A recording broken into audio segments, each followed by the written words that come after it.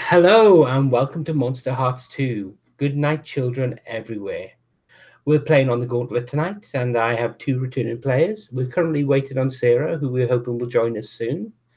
So tonight we have the brilliant Brian and the wonderful Victor, who will be continuing the story of the children evacuated from London to the outskirts of the British Isles. So, where we finished last week, everyone was going to bed after having a little bit of an uncomfortable meal. Muriel was having some trouble actually saying grace. So,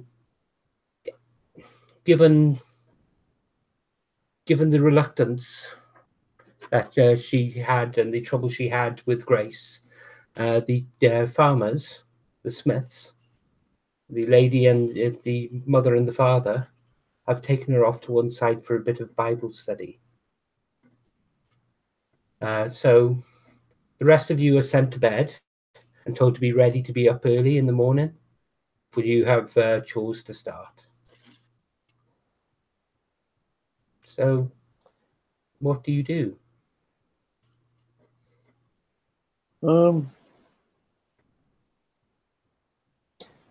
Think I would used to like the city noises and stuff. I think maybe through the night I don't sleep all that well with the country noises being somewhat different. So I don't know if it's. I would think it's probably easy for me to be up and ready. Just Okay. kind of tired. And Ryan, what about your character? How deeply would she sleep? I think she takes to the country noises fairly readily and manages to sleep fairly well and wake up on time, but probably loses some time in the evening trying to corral her sisters into actually going to bed. Oh yes, neither of them want to go to bed. You go when you're folding their clothes, you find that their pockets are full of biscuits and cookies and small cakes. They look at you a little bit embarrassed. I'm sorry. It was just out. I I thought we could take it. You promised me you'd stop stealing their things here. Just go to bed. That's right. They did. And so, would you like to get in a string on them? I would, and I also get an XP because they broke my promise. Or at least Poppy did. I mean, Rose did. Poppy only promised that I wouldn't see her stealing things because she is onto me. Okay. So you go to bed and you get to sleep. The old manor house that you're in, makes weird noises during the night. It creaks, it groans. Eventually, you drop off. Jeremy, Yes. at some point during the night, you're having trouble sleeping. It's these sheets are too rough. There's too much noise here. There's not the right sort of noise. The house itself is just too stuffy for you. There's no natural light. There's just a single candle. It's cloying. It's all getting on top of you. I think I need some fresh air. I think I'm gonna probably kind of test the floor a little bit for creaks and noises and stuff, and kind of see if I can make my way like down, maybe out the back door for a little bit. Okay, so you sneak out of the room. Mm-hmm. You sneak down the hallway. You're in the attic, so you're at the top of the house. There are no windows. You're in the old staff quarters for the manor house. Well, I say a manor house, it's the head house on the farm. And you make your way down. Where are you going? Just outside the door. Just so I can feel the air, the moving air outside. Maybe outside the kitchen door, kind of from the way we came in. Okay. So you're outside the kitchen door. You can hear a faint sobbing coming from within. A light flickers in the kitchen, casting weak shadows. But it's definitely a man crying. I think I'll look through the window. Okay. You can't really see who it is. You can see from the size of them, it's one of the two younger farmers, the two children. You don't know which, if it's Private Smith or his brother. Okay. I think I'll go in and kind of just stand in the doorway. Are you making any sort of noises? Are you announcing your presence? Yeah.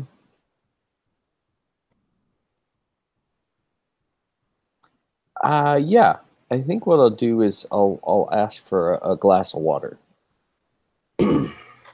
He looks shocked to see you, and as he stands up, you can see that he's holding a rifle.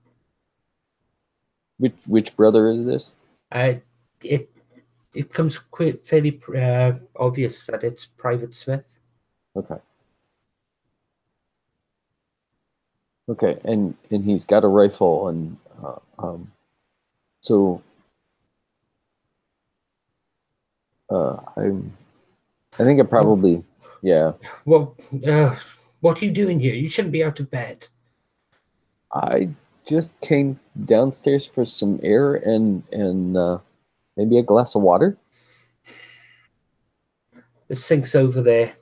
I can't sleep in the heat here. He goes to the cupboard and takes down a mug and works the old lever pump. The pump thing. Mm-hmm. And puts it down on the table. You can't sleep either. No. That plane yesterday was something. Yeah. I've not seen that yet. Wasn't it just? And you can see that he's shaking slightly. So what's it like being back home? How long were you away? I joined B Company about 3 years ago. I've been a professional soldier ever since. He clutches at something at his chest.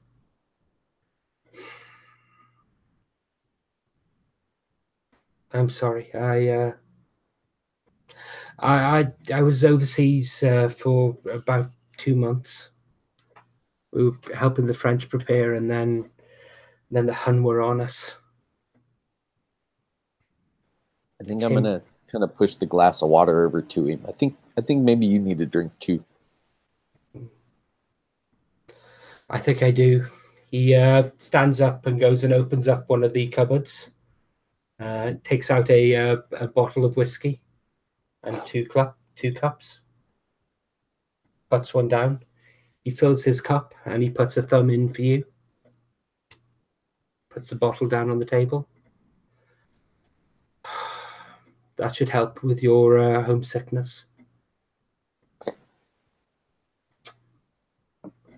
I give it a good sniff first.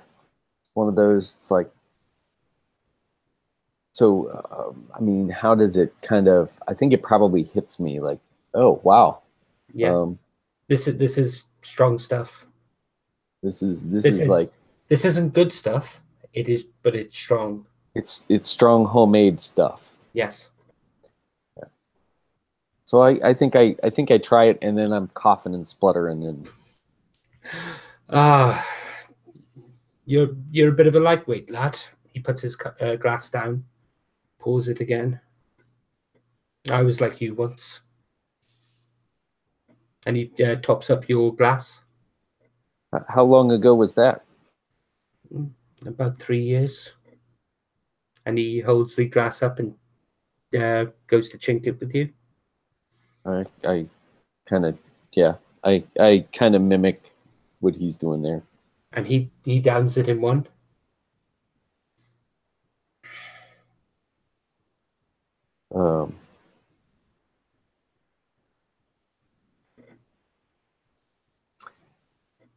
So I haven't been away from home. I don't think I've ever been away from home. This is strange. Isn't it just? I mean, everyone around the house then back home is like all family, and there's always noise going on and people moving around, and it's not like that out here after dark. It gets quiet. Well, no, not quiet. It's you hear animals out here. Back home, it was factory machinery, but that would quiet down after dark. Yeah, it's different. It's different out here in the sticks. Nothing to do after dark. Well, not entirely true. He taps the rifle that he's got with him. Do you shoot? I've never shot. What do you shoot out? Oh. I mean, there's rabbits out there. Got to get something for dinner for tomorrow. All of the animals are reserved for the military. We're not even allowed to actually eat our own meat. And he says this with a bit of bitterness. yeah, but it's helping with the troops, right? They say it's helping with the troops, but you know what we get when we're actually on the front lines? We get shit. We get absolute fucking shit. So this doesn't make it to the front lines? Well, no. It goes to help the administrative staff. It doesn't actually do bunny years because those aren't a thing yet, but it goes to the troops that are stationed here in Britain, stationed on the Isles. It doesn't get to the front lines. We have to get what we can from the fucking French, eating frog grub. And he's visibly annoyed about this. And you can take a string on him if you'd like. Sure, we will do that. So, you say there's rabbits out here? Yeah. You were planning on going out now for rabbits? Best time for it. They're out after dark. That's probably true. Mind if I come along? Yeah, I mean, I'm not sleeping. We'll teach you how to shoot. Make a man out of you. He gets up. He stumbles a little bit. And goes towards a big cabinet that has big iron bars across it. And takes out a key and opens it up and pulls down another rifle. Well, in this case, he pulls down a shotgun. Okay. And cranks it open. And it's double barrel job and hands it to you. Come on. And I'm sure it feels like it weighs a ton. Oh, it does. It's a big old heavy piece. This is a farmer's shotgun. It's really long. It's really heavy. It's not weighted well. Yeah. This is one that's obviously been in the family for a while as well. Okay. So there's a lot of wear and tear. Come on, let's go out and I'll show you a few tricks.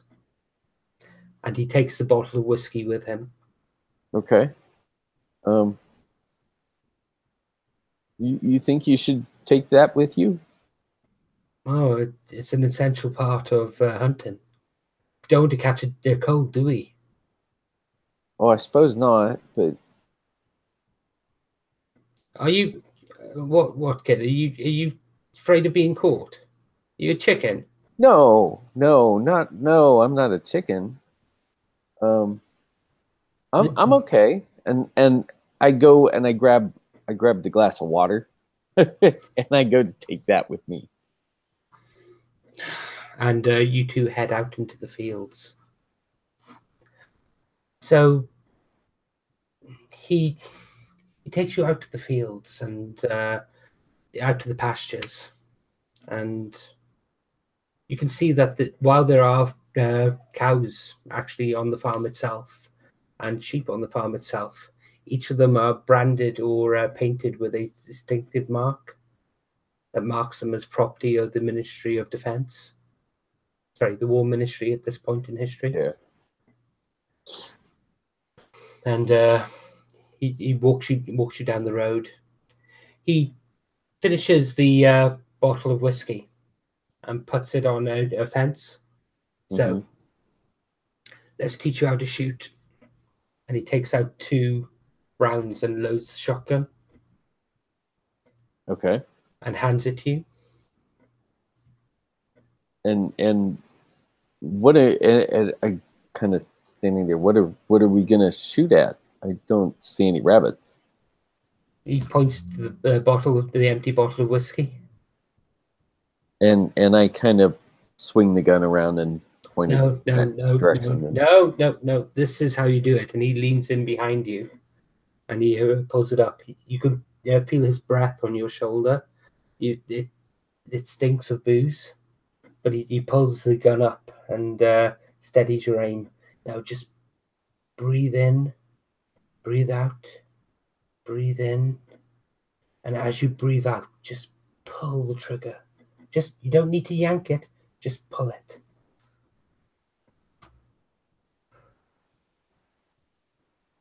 Okay, I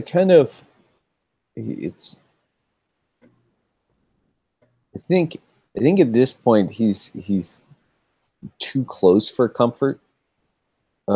So I probably pull the trigger instead of easing the trigger. So it probably kicks a good bit. It kicks and it misses. Oh, no. Try again. And he holds the gun up, he reaches around you, holds the gun up. Just as I said, fire on as you breathe out. And just slowly squeeze the trigger. So as I do that, I ask him, so how many people have you shot?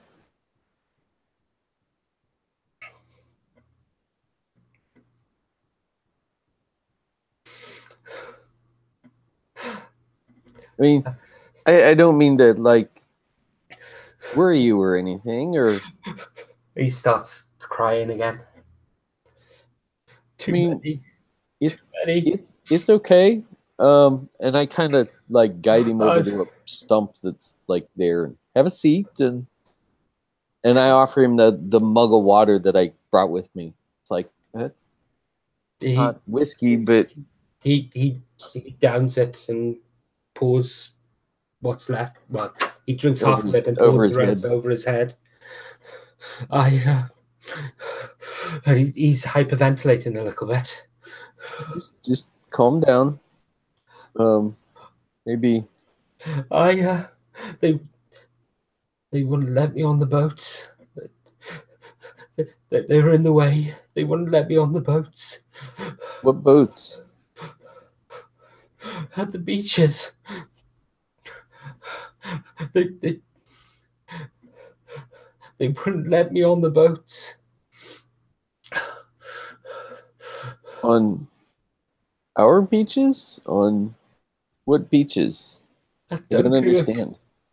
At Dunkirk. And they wouldn't let you on the boat? They wouldn't let me on the boat. They said there was too many. And I'm completely confused at that point. So I just let him keep rambling or whatever he's gonna do. The boat. They kicked me off into the water. I can't swim. I could see the boat pulling away. I could see the boat. And that's when the German artillery round hit it. It hit the boat that you were on. The boat that I was thrown off. I could see flames, I could see fire, I could see a red mist. They said there was too many and they kicked me off. I could see bodies in the water.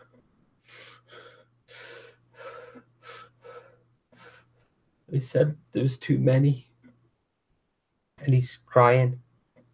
I think I sit down like right next to him, put my arm around him, and just kind of hold him. Okay.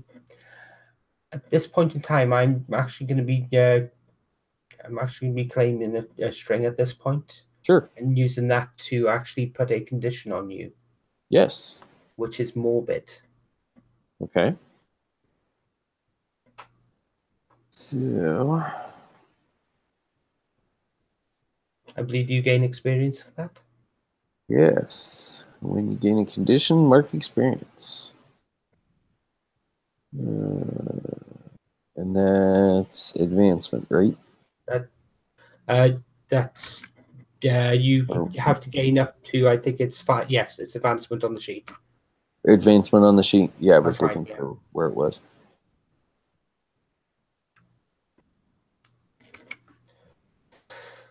And he'll basically be there sobbing until you take him back to the house. Yeah. And I think I'll kind of wait a while until it seems like he's got kind of calmed down a little bit, and then we'll get him back there. Okay. He's obviously not himself. What do you do with the gun? Well,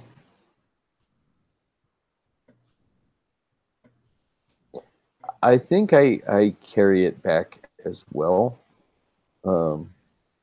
Probably not the best way. I mean, I'm kind of guiding him, and probably the stock of the gun's dragging in the dirt. Okay. So you get back to the kitchen. Uh-huh. And when you're in the kitchen, where do you leave the gun? I think you just leave it on the table. Okay. What do you go to bed at that point, or? Yeah, I think I eventually end up in bed. I end up there, and then. Okay. So next morning. Jesus Christ, Cameron.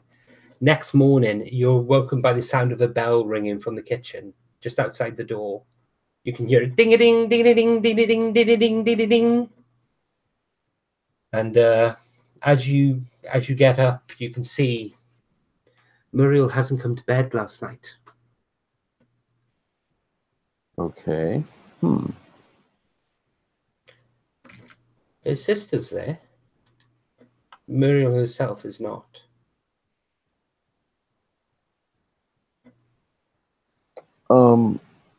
I think I asked her sister, where's Muriel? Her 5-year-old sister looks up at you and goes, "Oh, she had homework." Homework. Huh. Well, that bell, is that, you think that's probably breakfast or something, right? The 5-year-old stares up at you and you don't know? Maybe. You want to go down and find out if it's breakfast? Let's go downstairs. Okay. So I kind of guide her downstairs. So, what about you? I need to remember the character names. Iris, is it? Yes, Iris. When the bell sounds, what do you do?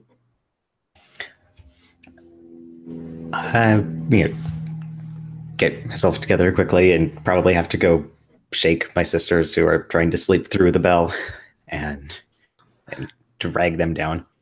When you wake up, you notice that they're both in the same. Well, we've already stated they're both in the same bed, haven't we? Mm-hmm. Yeah.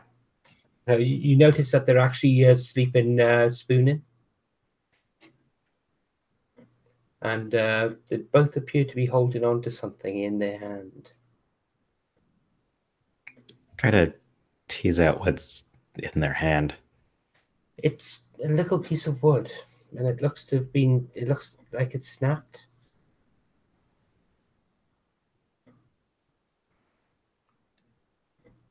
Okay, I'm gonna take that while they're still not really awake.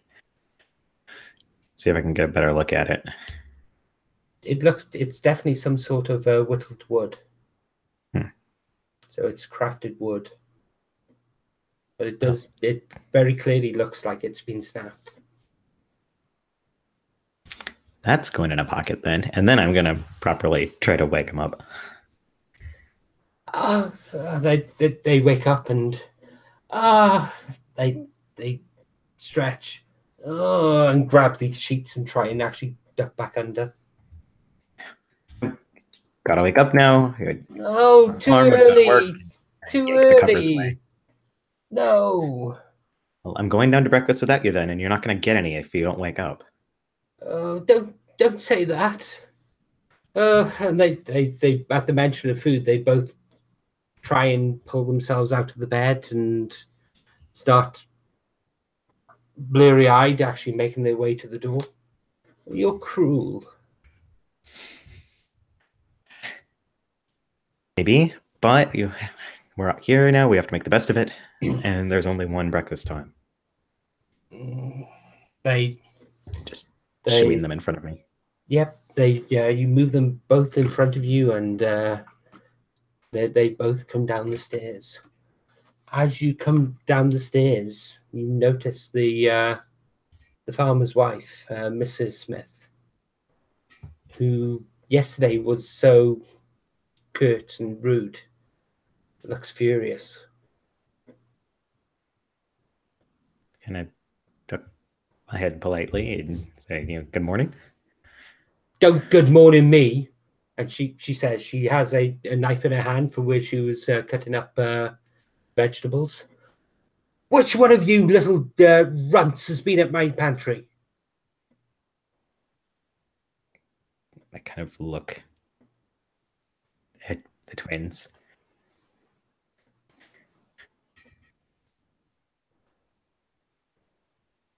Come on, own up, or I'll put you both in the coal shed.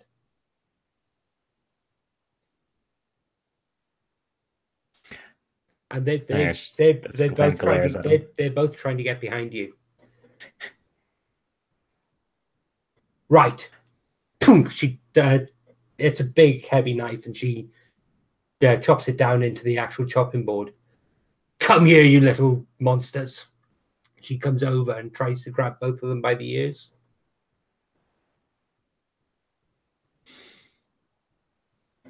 And here's where a good older sibling would probably try to protect them. But Iris is just like, I told you, didn't I?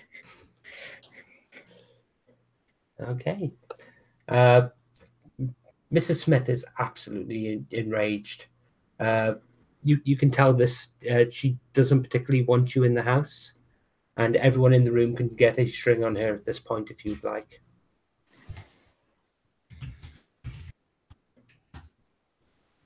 She drags the two screaming twins out to the shed behind the farmyard, kicks it open, and throws them in. Right, you stay there until you can learn not to be sneaky little thieves. She slams the door and bolts it from the outside. And starts walking back towards the house. How are you actually reacting to this, Iris? Iris looks sort of angry herself, almost. Like, not that the twins are being thrown in the cold shed or anything, but that she promised them a reckoning and someone else is beating her to it because now she does the discipline around here. Okay. At which point the Mrs. Smith will see you and turn to you. And what you looking at? Nothing, ma'am. Good. We've got food for you. Then you got chores. Right. And after that, I'm told I've got to send you to the school. Oh, we're going to school here as well? Apparently so. I don't know why. Need you on the farm with the harvest coming.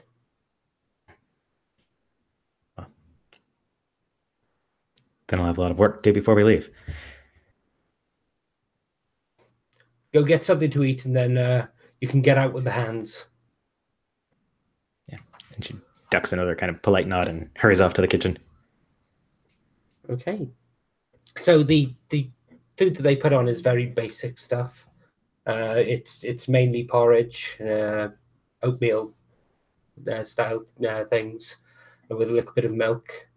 And after you have breakfast, you notice that Private Smith isn't there.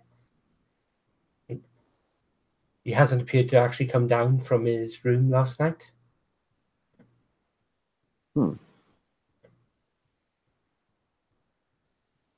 I think I asked his mother there, is Private Smith okay? Is your son okay this morning? My Tommy's fine. He's a grown man. He can look after himself. Well, yeah. I mean, he's come back from the front, and I'm sure he's taking care of himself just fine. But I was just wondering. I haven't seen him this morning. You notice that the other brother is giving you a bit of a glowering look. Leave him be. Okay. So, what do you need a hand with on the farm at the moment? And I'm going to kind of offer whatever assistance. I'd rather much help on the farm than sit in classes. This is a different place than at home, so it's a nice change. Iris nods along with that. So you want to stay here rather than go to school and just doze away the day? The wife asks a bit sharply. Well, no, I mean, school is school, and you do what you're supposed to do in school, but this is a farm, and you've got things that need done, and I can do things. And she smiles a little bit. I'm strong enough. Maybe we've got at least one good in then. We need a hand in the milking parlour. You, she turns to Iris. We need a hand in the cheesery.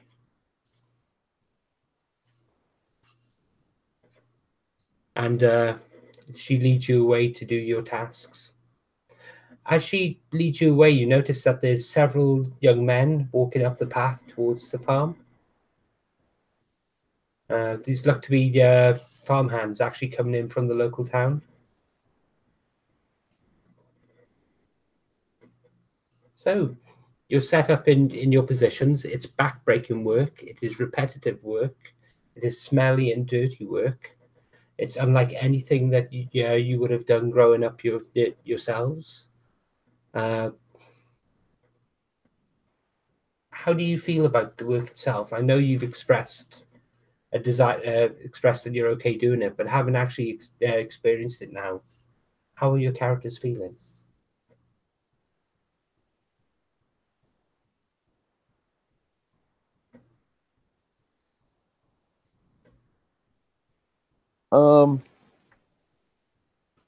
I think I'm doing what I can to kind of keep up, to match what I'm seeing other people around me do.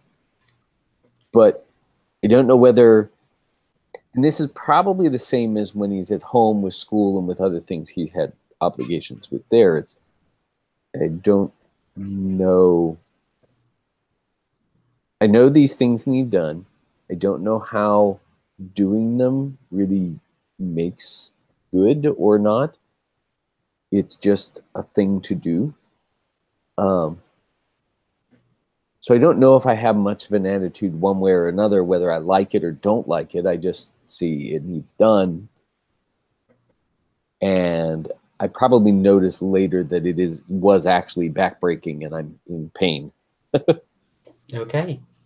So your job in the parlor as a new starter in the milking parlor is to actually bring the cows in. All the cows have bolts through their noses and rings there, and are very easily led by hooks that go in. So you're very easily able to actually lead the cows in. The animals don't seem to like you though. There's something. They seem to be nervous around you. A lot of them tend to shit around you and piss themselves as you walk close.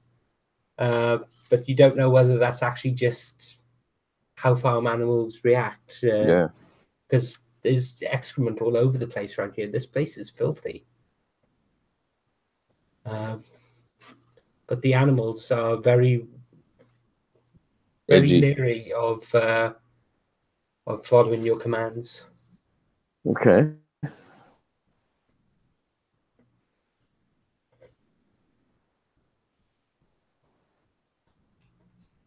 I think I probably ask one of the other hands, is this normal? I mean, are they normally this jittery? Not normally. Something must have got into them. Huh. They're not given a lot of milk today either. I don't know how much milk a cow's supposed to give. He But points to a demijohn. More than that. He looks up at the cow and gives her a slap on the back. I don't think poor Betsy's going to be with us long at this rate. And I think I kind of like go back to just leading them on and move on to the next one and kind of just work my way through them. Okay. As you're walking around the actual milking parlor itself and going between the different yards, you hear singing on the breeze. You can hear a group of people together singing in one of the yards adjacent to where you are. Okay. It's bright singing, it's female singing, and it's very choral, if that's the right word. It sounds like some people who are more used to singing in a church choir than singing in a Oh, okay. in an inn. I gotcha. Yeah, that would definitely be distracting for me. So I think I would go over and check that out. Okay. You open the gate. Well, sorry, you get to the gate and you can hear three people singing on the other side. You can hear what appears to be liquid of some sort, and you can hear as if something is being beaten. Okay. I'll look through. You said it's a gate, so there's like a fence and a gate and that kind of That's thing. right. Yes. So I'll kind of peek through that. Probably an overgrown spot where it's got lots of vines and ivy and stuff on it that I can just kind of peek through and not really be seen. Okay. The voice that you hear singing is actually Imogen. Okay. She seems to have been set to work doing the washing and the cleaning, and you could see that she sat there in front of a scrubbing pot with two other young women, and they stop and they giggling, and occasionally they take up in song.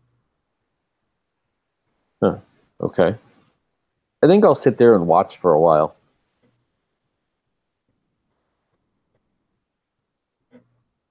At which point you hear it from behind you. As an older as the older farmer Smith is standing there with his hands crossed. Oh, and yeah, I'll just kind of jump and I think one of the cows came this direction. I was following it out here and I don't know where it got to. Leave off, boy. Come on, you've got work to do. So yeah, I'll follow him back to Okay. what's So in the milking parlor, sorry, in the cheese parlor, you're churning butter and churning cheese in the cheesery. It's very backbreaking work. It's boom, boom, boom, boom. It's cleaning casks for cheeses and scrub it, and so much scrubbing. And while you're actually in the parlor itself, you have the windows open to get the air in here, and you can hear what sounds like an argument going on outside.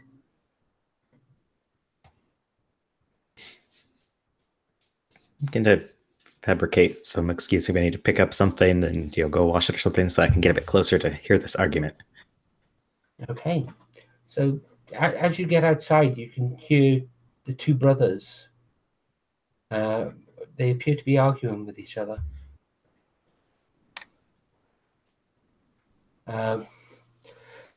You've done everything you can to stop me being able to actually make a name for myself, to actually make a life for myself. You went off and joined the bloody army, and I got stuck here with Mum and Dad. Don't you dare blame me for that.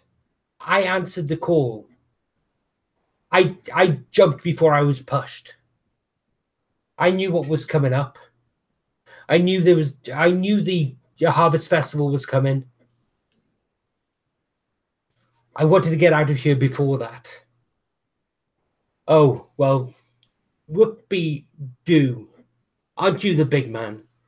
Big soldier go off to war. And what has it got you? A gammy leg? Where's your medals? Where the fuck are your medals? And Iris drops something, just enough to make a sound to make it clear that she's here, and picks it back up. The younger brother stops and looks at you. And turns back to his brother. We'll finish this some other time. And walks off. Obviously in a huff. Private Smith limps over. Sorry you had to see that, lass. Sorry to intrude. Looked like a private conversation. Well, it's an old argument. He's always been resentful for me for leaving before he could. Always thought that he always thought that he was going to go up and join the military. It was his big plan to get out of here. Never could accept that I was better suited for it.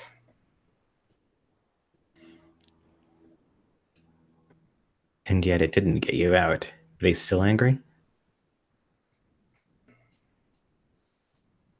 It's complicated. Family is always complicated. I'm sorry about my mother. I'm really sorry about my mother. She's a bit of a taskmaster.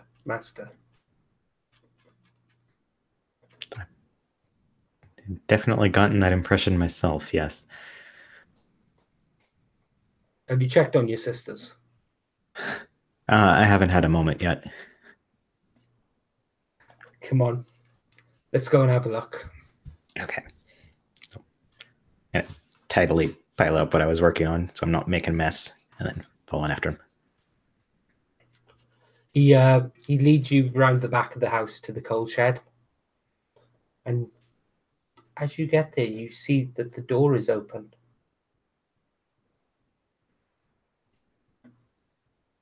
Those little sneaks.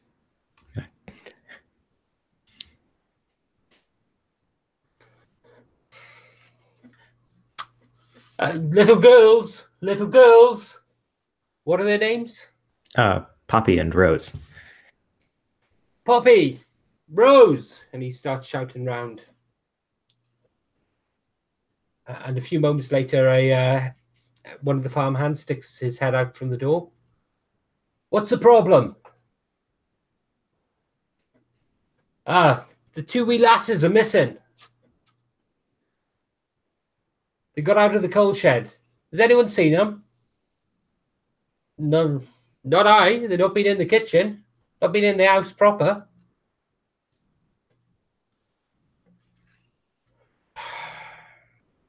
The sergeant, Private Smith turns to look at you.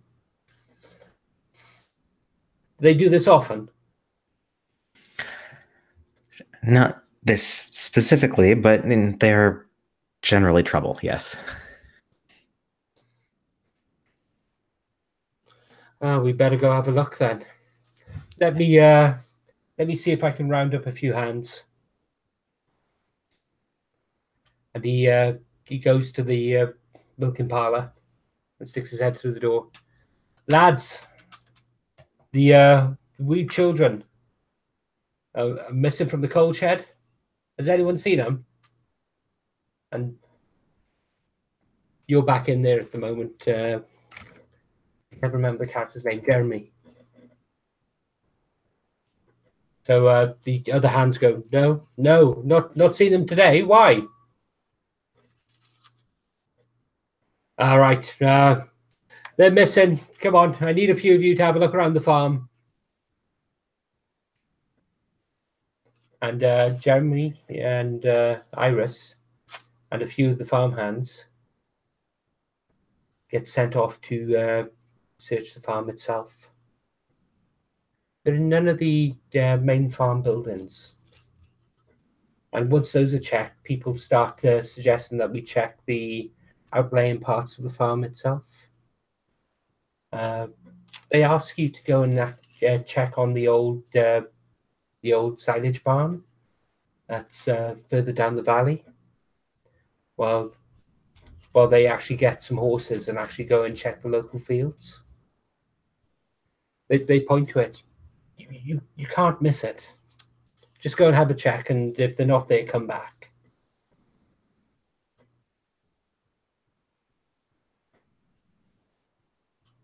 What do you do?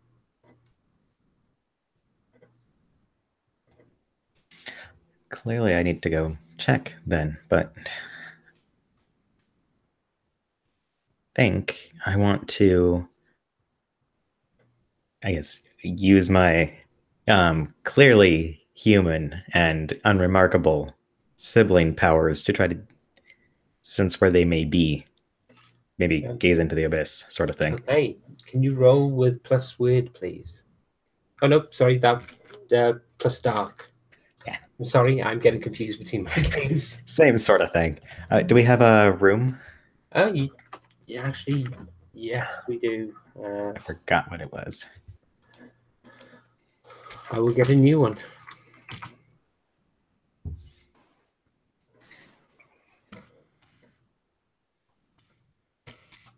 There we go.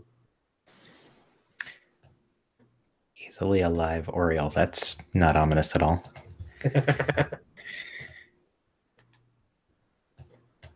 Okay, so that's 9. Okay.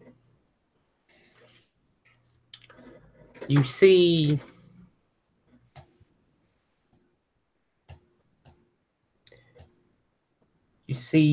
two stones.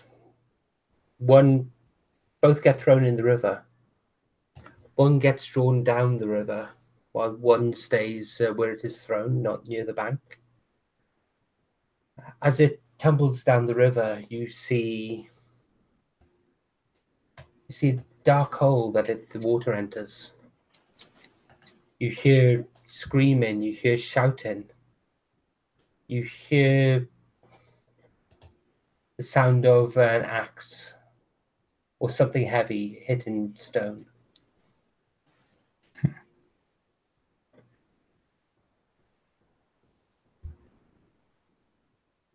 Well, I'm going to take off toward where the river is. Might have to ask someone what direction that is if it's not clear from here.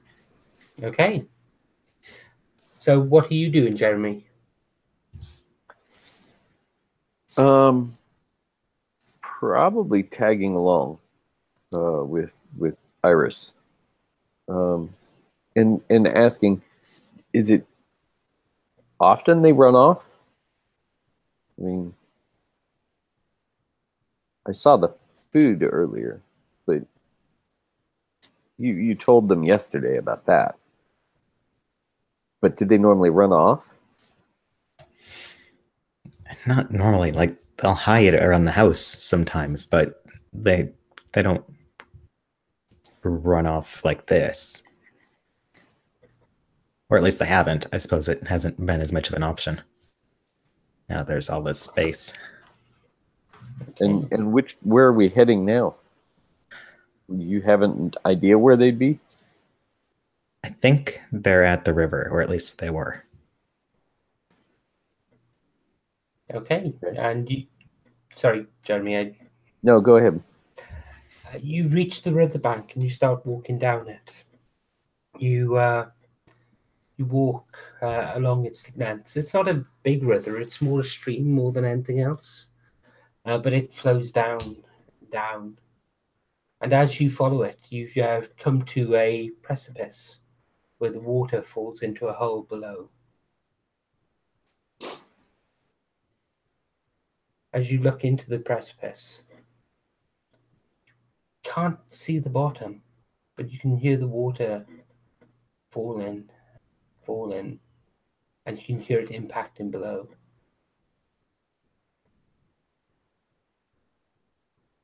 One of them got washed down there. I'm almost certain of it. How can you be sure of that? I mean, there'd be signs, wouldn't there? Maybe a strip of clothing or something, maybe.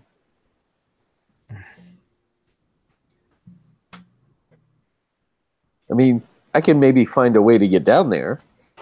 Does it look like there's anything kind of a way to get down, or does it look pretty hazardous? There's a rock face that looks like you could climb down. It would take a bit of care. Getting back up on again may be more difficult. Going down is always the easiest part.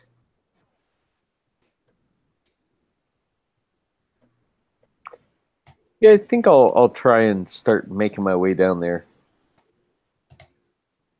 Okay. And Iris, if I get stuck, I mean, maybe you can run back for a rope, but I'm sure they're not down there.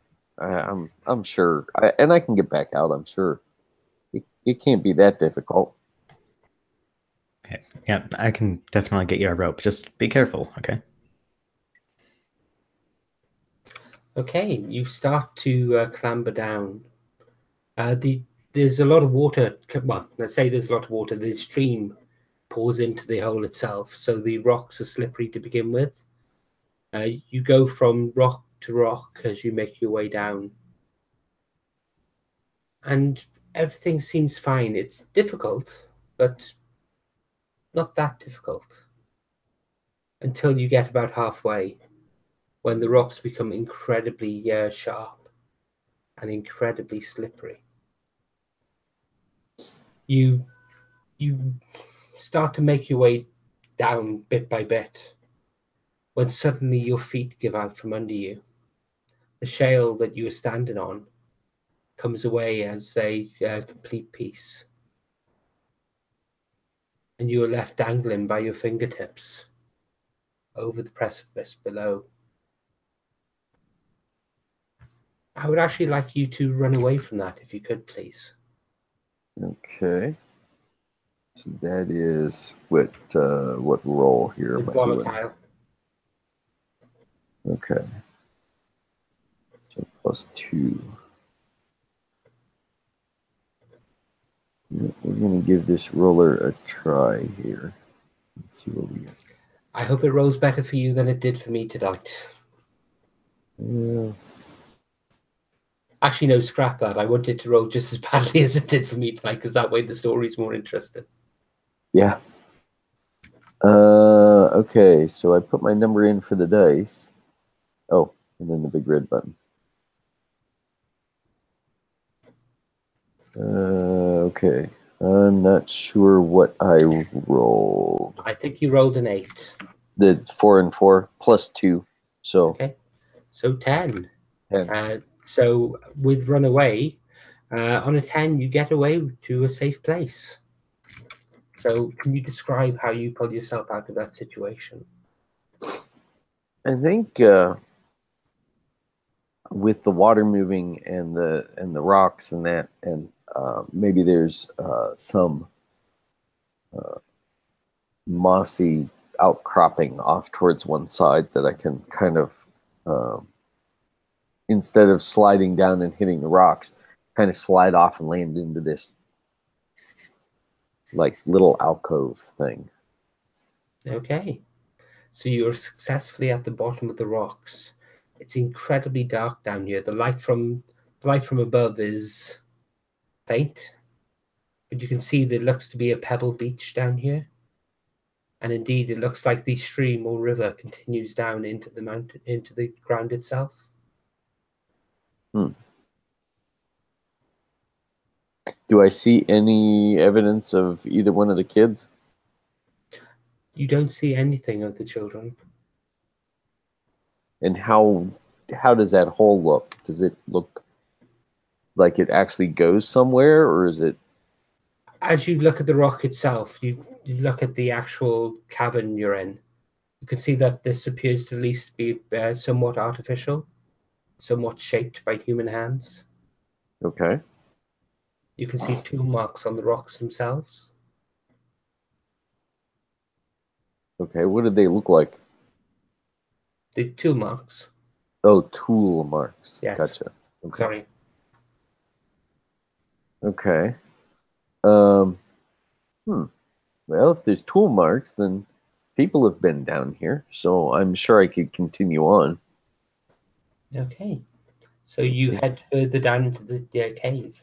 Yeah, we'll see how And tight of a from spot the- I can get myself into. From the top, Iris is going to call down to see if you're okay, but I don't know if the sound's going to carry that far with the water. No, you cannot hear Iris over the sound of the water falling into the cave. And I don't think to call back just in general, so I'm like, oh, this has got to go somewhere. Okay. You make your way down into the cavern itself. It's incredibly dark. You're having trouble after the first 100 feet. You're having trouble seeing anything at all. As you stumble along, your foot goes in the water, and you hear the splashing is all around you. The water's not deep; it's only a few mil, but you can feel the water seeping into your shoes. Uh-huh. You stumble forward, hand on the wall. Cold, cold rock. Cold, cold rock. And that's when you hear the noise.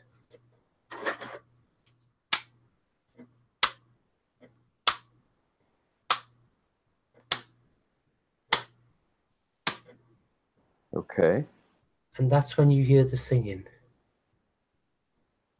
Does it seem like this was going the same direction as to where the others were that were doing the cleaning? No, it doesn't. But it's the same type of sound and everything. It's sound. It's the sound of something hitting something else. Okay.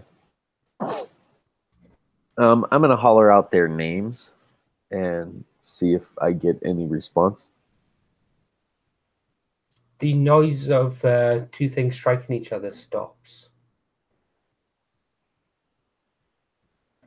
Okay. And you can see what appears to be some sort of light appearing in the actual corridor in front of, sorry, the hallway in front of you. Uh-huh. As the lights come up, you can see there's folk there with little hard hats on, with pickaxes slung over their shoulder. Okay.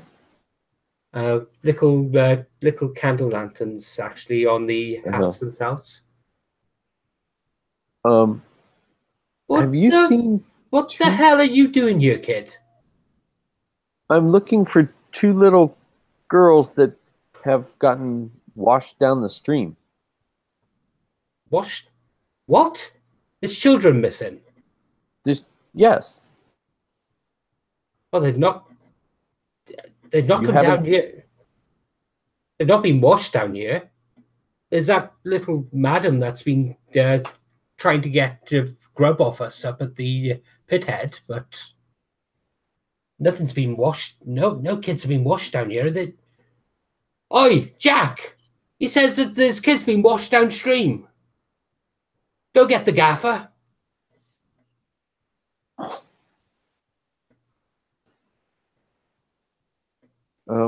My friend Iris's sisters. There's two of them, Rose and Poppy, and she insists that they came down here. Oh no, I think that little scamp up at the pit head said her name was Poppy. So she didn't come down the water. No, she's at the pit head. You climbed that. Wait a minute, you climbed that bloody shaft. Well, yeah, that's the water went down into there, and we thought they went down the water. Are you right in the head? It wasn't that difficult to get down here. Do you know how many people have died in there? I know. They all shake their head, and the shift foreman for the miners comes up and we got another one. It seems.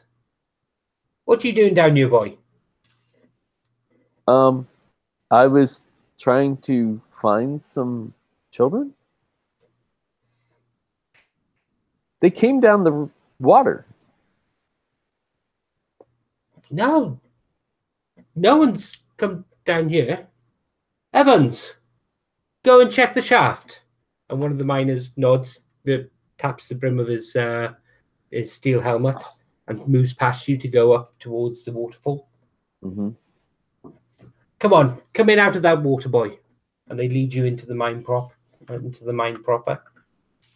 And you can see this is actually the upper part of a coal mine.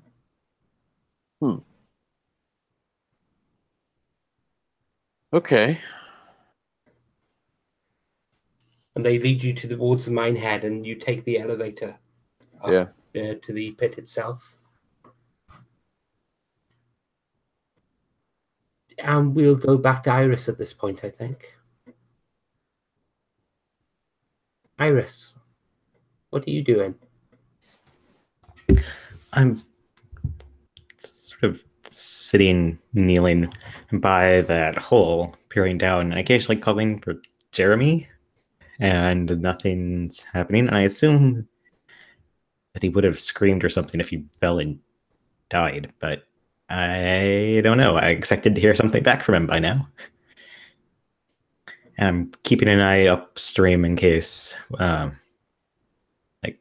Poppy or Rose is just messing with us and hanging around somewhere. Okay. So the minutes tick on. The minutes go from minutes to about half an hour. Eventually you see a figure step out into the dim light cast at the bottom of the shaft. And it's a very well built man. He's wearing a tin helmet with a little candle lantern on it, and a pickaxe slung over his shoulder. And he looks up at you and shouts something to you that you don't quite understand. I'll shout back, have you seen a boy or a little girl about 5? He keeps on. He's indicating something.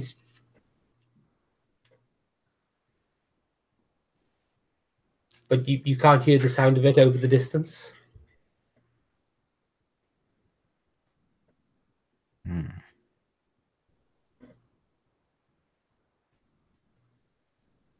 He's either telling me to back up or to come down. I'm not totally sure which. I'm going to try to see if I can figure out which handholds and stuff Jeremy was using to get down there. Because I don't think I'm quite as good at climbing down strange shafts as he is. Okay, so you're climbing down.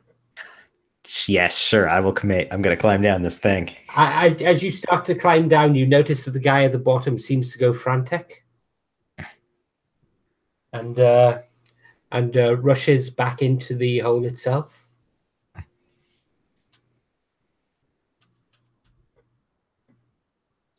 Well, clearly this isn't what he wanted, but I've got stuff to do, so I'm going to keep climbing.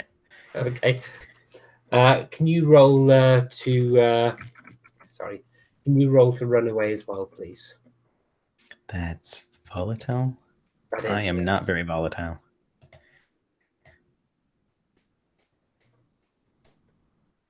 Ha! Oh, wait. One of them changed. It was a 12, but now it's a 9. Okay. So, with it being a 9, you have to choose one of the following. You get away, but you run into something worse, you cause a big scene, or you leave something behind.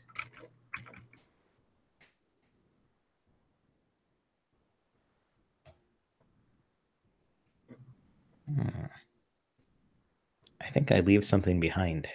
Okay. What do you leave behind?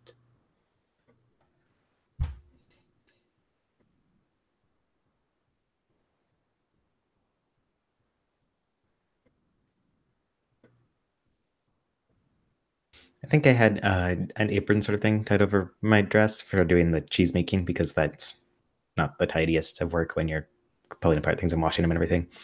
And it gets caught on something like a twig or a bit of rock and comes off. And I'm not going to try to catch it and retie it while also climbing. So Okay. Mrs. Smith will probably not be pleased that I lost it. Okay. So you get to the bottom, and as you get to the bottom, you see that there's a group of miners there who greet you, check you over, make sure you're safe, and then take you to the mine head where Jeremy and Poppy are.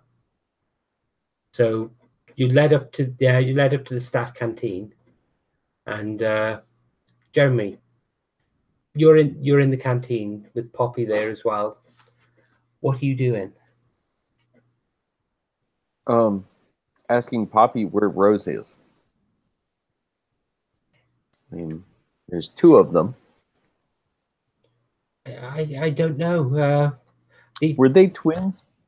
Yes. They were twins. So Yeah, how they're do I know twins. this is Poppy? I mean, I'm going by what I was told. So You where is Rose? I don't know. The coalmen came to put coal in the coal shed, and we snuck out. I jumped on the back of the truck of the cart. I thought Rose was with me. You know that your sister thinks you went down a stream and maybe drowned. Why would she think that? I don't know. That's what she thinks. And we came looking, and the farm hands are out looking for you too. And I'm sure it's going to be a big fuss when you get back. Am I in trouble? I probably. But we can smooth it over. We can find Rose, then everything will be good. I didn't mean to cause trouble. I'm not bad. You can join anytime you want, Iris.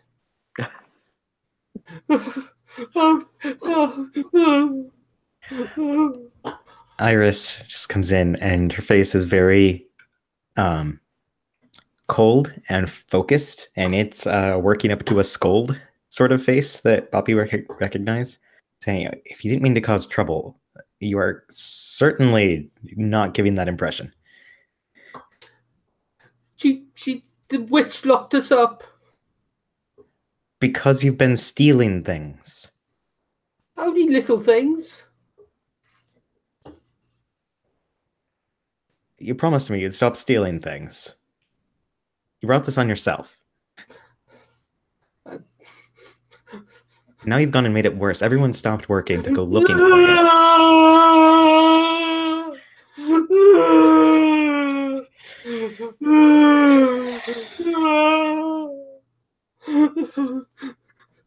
You're mean.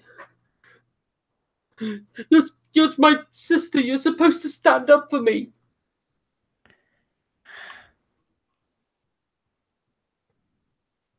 I came looking for you, didn't I? I climbed down a mine shaft to find you. Why? Because I thought you'd fallen down there. But why? What?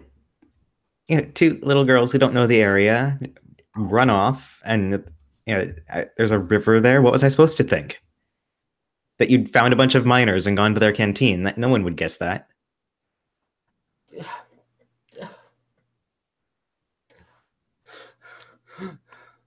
I don't want to be in trouble. I don't want to go back into that shed. Where's Rose? I don't know.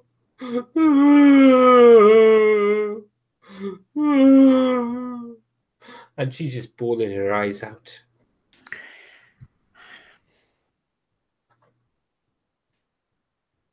Well, come on, we'll have to find her. Have you been bothering these men? No, she says, shoving a sandwich into her mouth.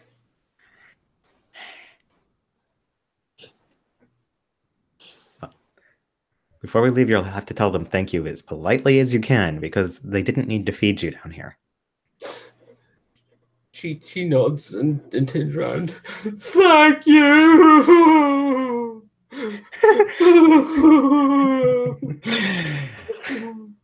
Okay, I think that's enough. We should probably get out of here. And the miners will give you a lift back up to the farm, to the Smith farm itself. That they have no trouble sending their colliery wagon actually up there. As you draw up to the farm, you can see that the older farmer Smith is there, and he doesn't look happy. What in the 5 bleeding hells happened? Someone opened the coal shed, and my sisters got out. I found one. I'm still looking for the other. Are they safe? Is she safe? Yeah, Puppy is, at least. I mean, a bit worried, but she seems none the worse for wear. Come here, girl, he says. And gets her to stand in front of him. That was a very bad thing you did. And she's on the point of tears. Then he grabs her and smacks her backside. Very bad. And then he hugs her. Don't scare us like that again.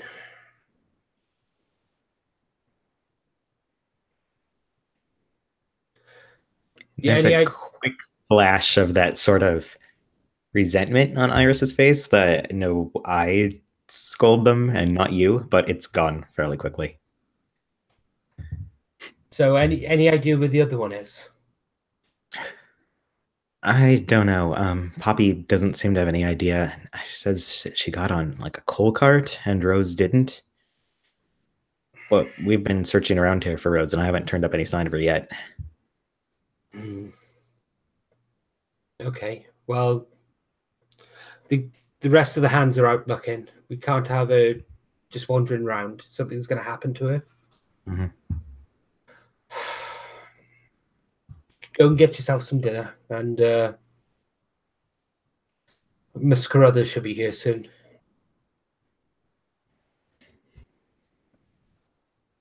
So you go into the dining room, well, into the kitchen with the dining room set up. You can see a good number of the farm hands are actually there having food. And there's also the scullion maids and all the other folk in the farm. You can see as you come through the door that Imogen is just smirking at you as she eats her beef sandwich. I smile sweetly at her, and there's only a slight tinge of vicious undertone to it. Oh, what's the matter? Couldn't keep your monkeys under control?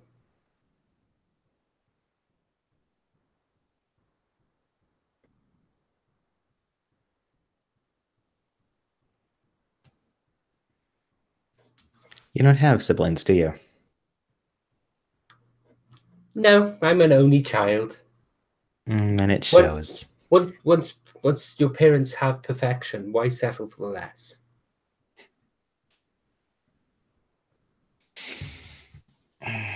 So they had one and decided that they best shut the whole thing down. Can't handle two of you, I assume.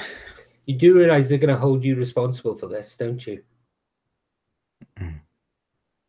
I think that's mine to worry about, not yours. Oh, the great ringmaster with the circus of monkeys. Do they do any other tricks? And you can see several of the young women that work in the scullion and the laundry giggle to themselves as they're tucking into their food. And though it is not a good stat for me at all, I am angling to shut her down. Okay. Can you please roll shut someone down?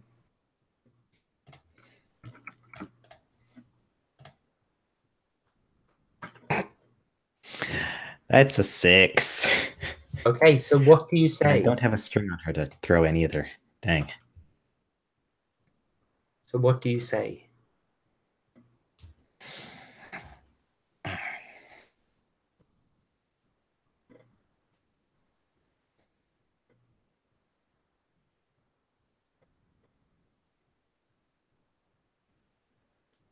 And I used up my half decent quips already. Oh, it doesn't need to be what you Oh, say, it can be what you yeah. do. Well, they've at least learned to shut their mouths, unlike some, and I'm going to sit down and help myself to my dinner.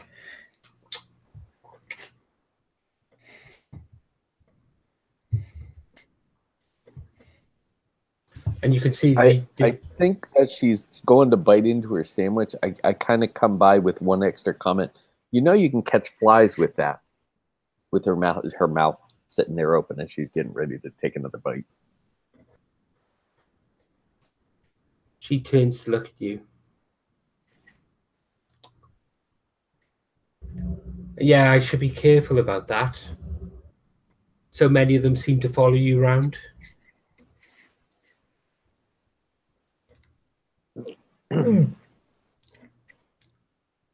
So little Miss Iris. Little Miss Iris. I look forward to seeing your performance. Maybe I was wrong. Maybe you're not the actual ringmaster of the circus. Perhaps you're just one of the clowns. And she's going to take a string on you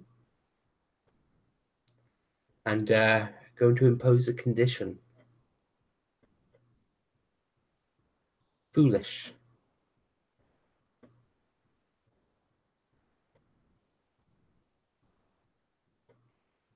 Are you okay with that, Iris?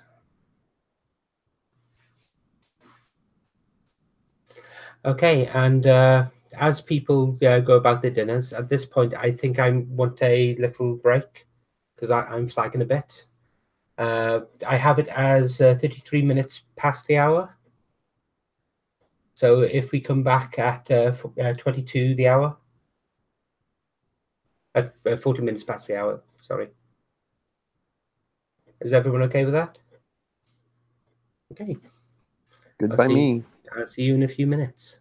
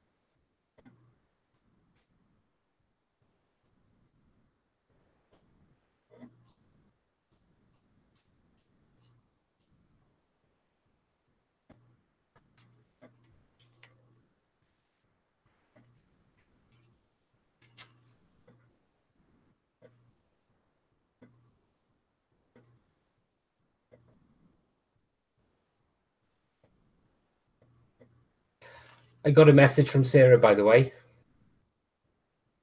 She's apparently stuck in traffic about an hour and a half away from home.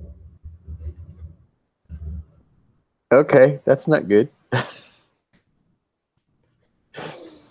At least my traffic wasn't bad. Mine just pushed me right to the limit.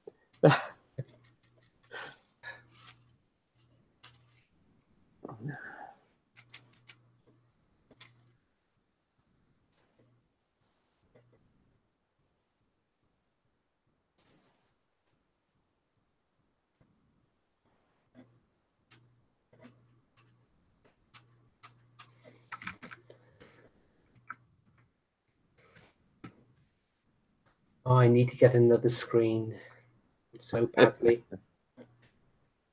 Yeah, I need to do that eventually for the desktop.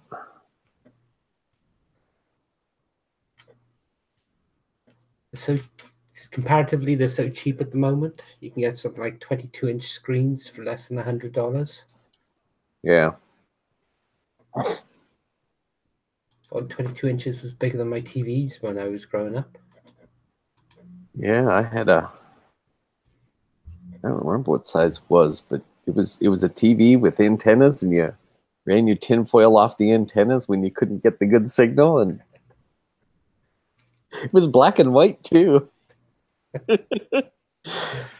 Thank you. You've just made me feel a lot younger. Yeah, we had a black and white TV for a good long time. I've still got my grandmother's old one that I inherited from her sitting in the corner of the room. Not been used for 8 years. Yeah, you ask anybody young enough now if they've ever seen a TV with static, and they'll have no clue what you're talking about.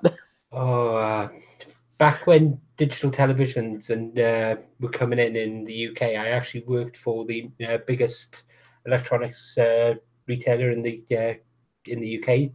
I was actually on the TV repair line for the digital flat screen TVs. Oh, that was right back when we were literally just starting digital and still getting the old systems where the analog with static, and having to learn both at the same time was an absolute nightmare.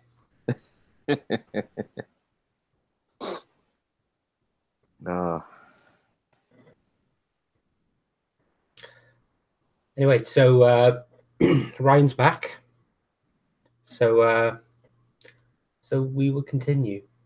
So while the rest of the farmhands are out looking for Rose, what are you two doing?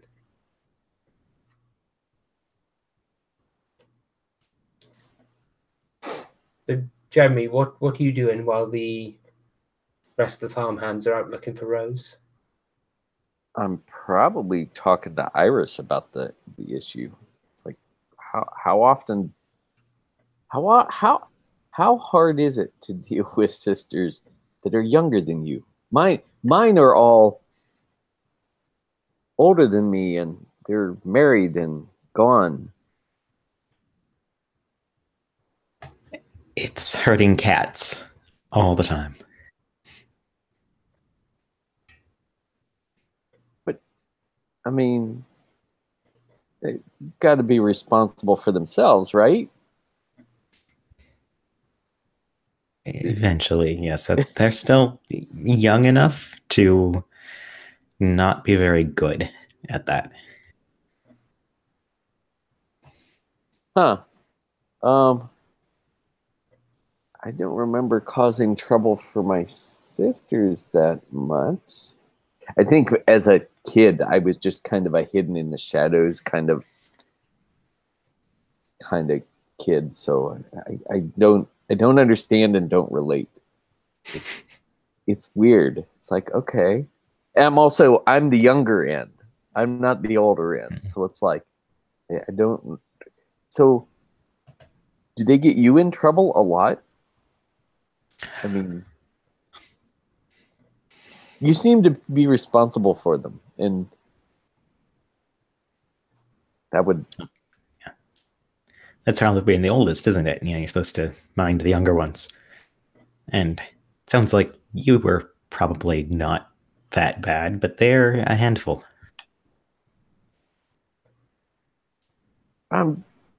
They can't be all that bad. I mean, we just have to find Rose, right? Mm-hmm. She couldn't have gotten too far. Well, Poppy did get on a truck. I assume that's a knocking sound That somewhere. is a knocking on the door. I'm gonna open the door. And there's a young man standing outside. He's got a flat cap on. He's a little bit grubby. And Michael steps into the room. Hey up. How you doing, me loves? And he goes over to one of the seats by the fire and sits down and makes himself comfortable. Anyone got a newspaper? What are you doing over here? Well, the farm I was put on as they've asked the farmhands to help with the search for your little Rose. So they brought me over.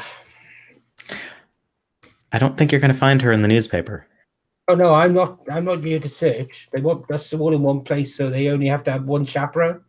Okay.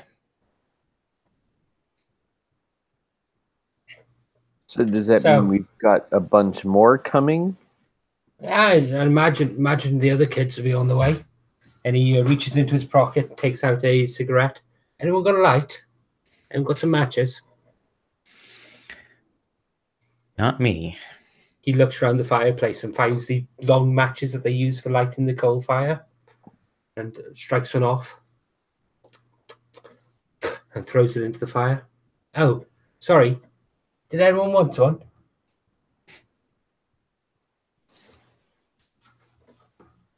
Oh, come on, lass. Thank you. Come on, lass. It does wonders for your nerves. You must be worried about your sister. I think I'll be fine without it. Oh, come on. What about you? He offers one to Jeremy. I think when he offers it and he sticks it out, I just automatically take it without thinking. Okay. Yeah. He comes up to you. And he holds his cigarette out for you to light yours off his. Okay. Well, I try to light it, and I do just about as good with that as I did with the whiskey. I can't deal with the smoke. He laughs and smacks you on the back. You'll be fine, lad. It takes you a bit like that at first. And I'm like, who would want to do this? It gets better. It really does. It really helps settle the nerves. So, are your nerves that on edge? He looks at you strangely as if that was a very insightful comment. No, I'm fine. I've got no worries at all. No worries at all. I'm minted you, mate. Minted. Farm I'm on. Livestock everywhere. Meat. Do you know how much money I'm going to get for that? Oh. In fact, he looks around. I could do some help with it if you're interested. What is this you're planning? You know. Government takes its share, and what it doesn't see, it doesn't worry. It doesn't need to worry about. Oh, come on! There's a few good carcasses hanging up in the cold room in the meat store. No one's gonna miss them. They'll go down a treat in the local butchers. What with rationing and everything. And the butcher's not going to question it? Why would he? It's all money in his pocket. He's on a ration just like everyone else. Unless he gets caught. And I'm standing here holding a cigarette. It's like, I know Mrs. Smith is going to come in with me having this in my hand.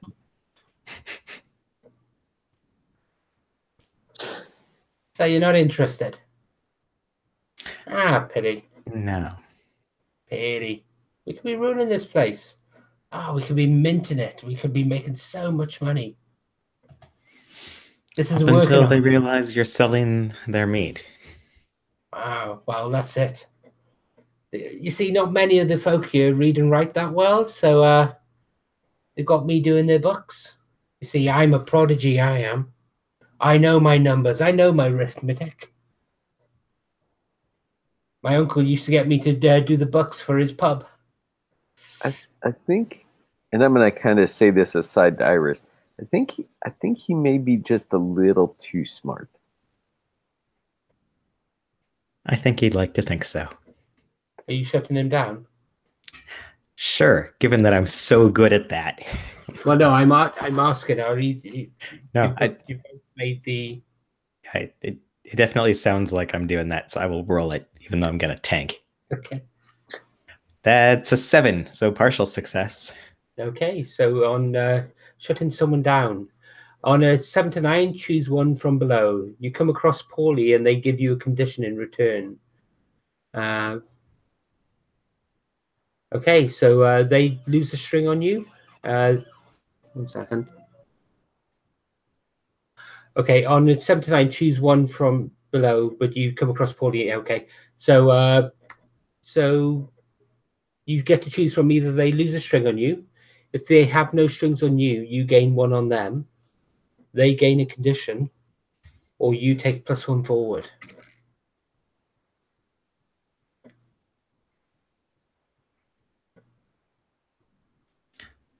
I'll take a string on him. Okay.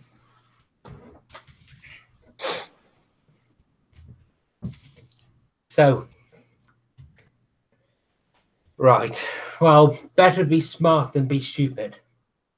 After all, where do you think this baccy came from? Can't buy this on the high street. And I think when he says that, I kind of jump and yelp because I just kind of let it burn in my hands and didn't realize how far it had burned. And he just giggles to himself.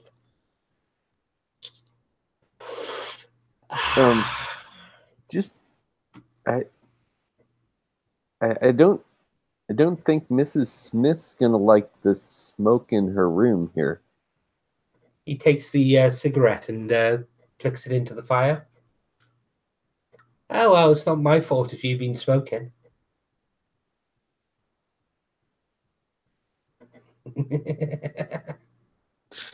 I think I don't have a response to that. I think I'm kind of like, oh yeah, he got me caught there, didn't he? Anyway, anyone got anything to read? Anything? I didn't exactly pack a library with me when I came up here. Yeah, well, this will have to do then. He takes out. It's like some of the. It's like one of the small comic books that you used to get, the Boys' Own comics. I don't know if you guys are aware of them. I think they had them in the States as well. Basically, they're propaganda for the war effort, given out to young children to try and get the younger children, well, to get the young adults to enlist. Mm-hmm. And he starts flicking through. At which time there's a gentle at the door. Now, which door is this? This is the door to. This is the door to the room, the one that he came through originally. Okay. I'm gonna quickly get rid of the cigarette, what's left of it, and. Can I come in? I'll open the door. What does that sound like? The door. You open the door, and there's this young woman there with the most beautiful blonde hair. It's almost as it catches the light of the sun, you could swear it almost glows. It's perfect. It's just that not a hair out of place. And despite all this, she's wearing farm clothing, and she's No, she's not even grubby. She's wearing the clothing, but it's all immaculately clean as she steps in. Susan steps through the door. Hello, Susan. They sent you here too? Oh, well, they said that they wanted us all together so the chaperone could watch us. Oh, I, I, I see we're getting a little bit of a crowd. Has he tried selling you anything yet? She nods over to Michael. Not just yet. Tried offering us things more. Oh. Well, it's terrible when folks offer and don't follow through, isn't it, Michael? And he looks up and said, I got just what you asked for. No, Michael, you didn't. You didn't at all. You got what you thought I wanted, not what I asked for. And what is it he owes you? Oh, that's just Iris between is us. clearly warming to Susan by the second. Oh, that's just between us. That's something we can take up later. And she giggles. I wouldn't want to pry. Oh, it's so good to be amongst people my age. And she looks around and just watches Jeremy. Oh, hello. We've not had a chance to talk properly. Oh, I'm Susan, and she holds out her hand. Sorry, ignore my badly scarred hand.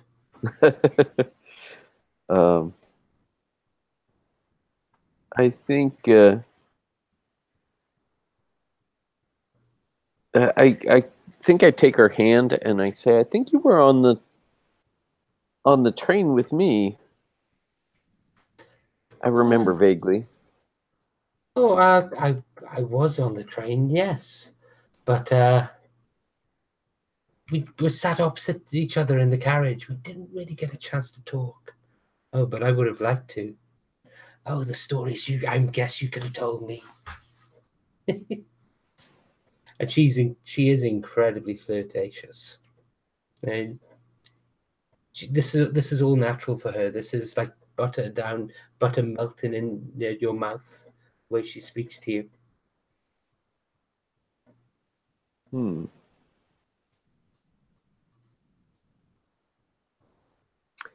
I don't. Let me see how. I don't really have that much in the way of stories, but you seem to. I mean, Oh, what would you like to know? I'll share one of my stories for one of yours. I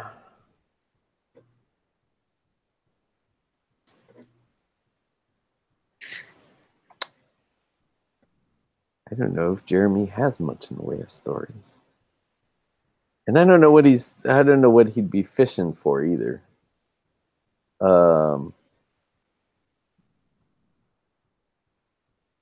I ask her what farm are you on? What do they have you doing? Oh, they've got me at the Parker place.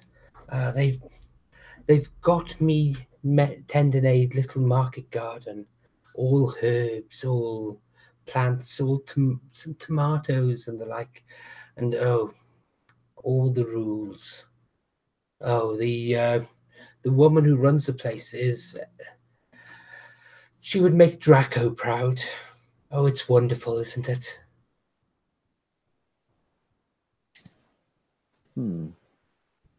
Oh, you do know who Draco is, don't you? And I kind of have a blank expression. The dictator of Athens. You've heard the word draconian before.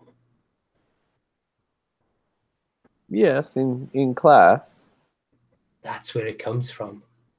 There were many laws, but there were only one punishment for those who broke them. Can you guess what it was? No. if you break the laws, you died. And she whispers that to you as she leans in.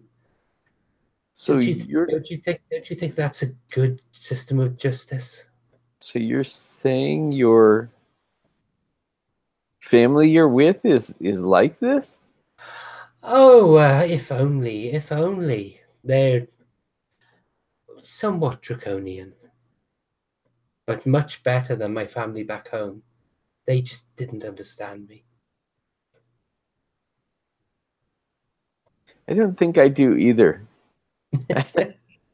I kind of say it like that. She turns and looks over her shoulder at Iris. I think there's someone here who might. And her eyes seem to glitter with a touch of glamour. Iris just smiles. Yeah.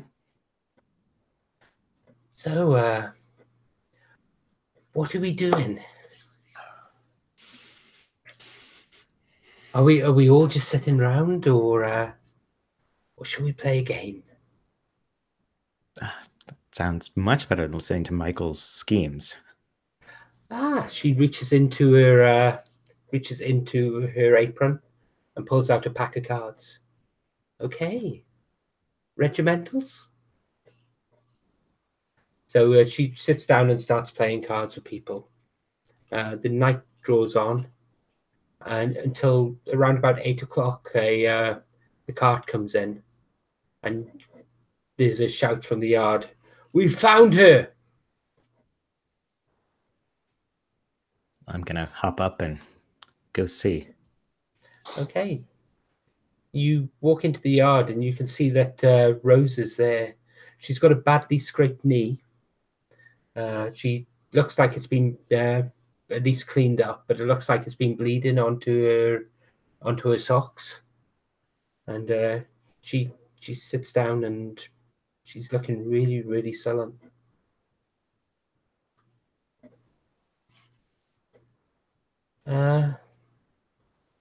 Mrs. Where have you been all day? I got lost.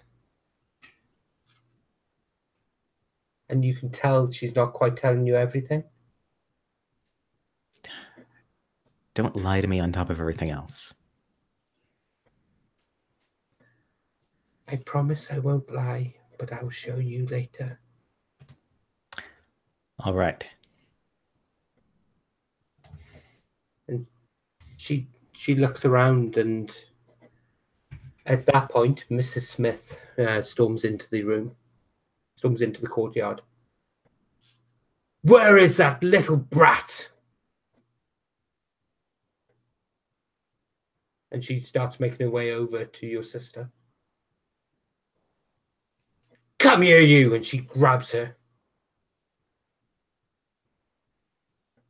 I have it well in hand. And she turns on you. Listen, you little tart.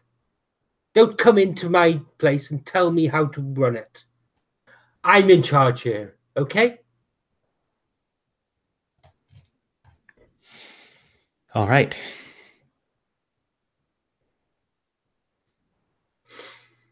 All right. All right. And she backhands you. Please take one harm.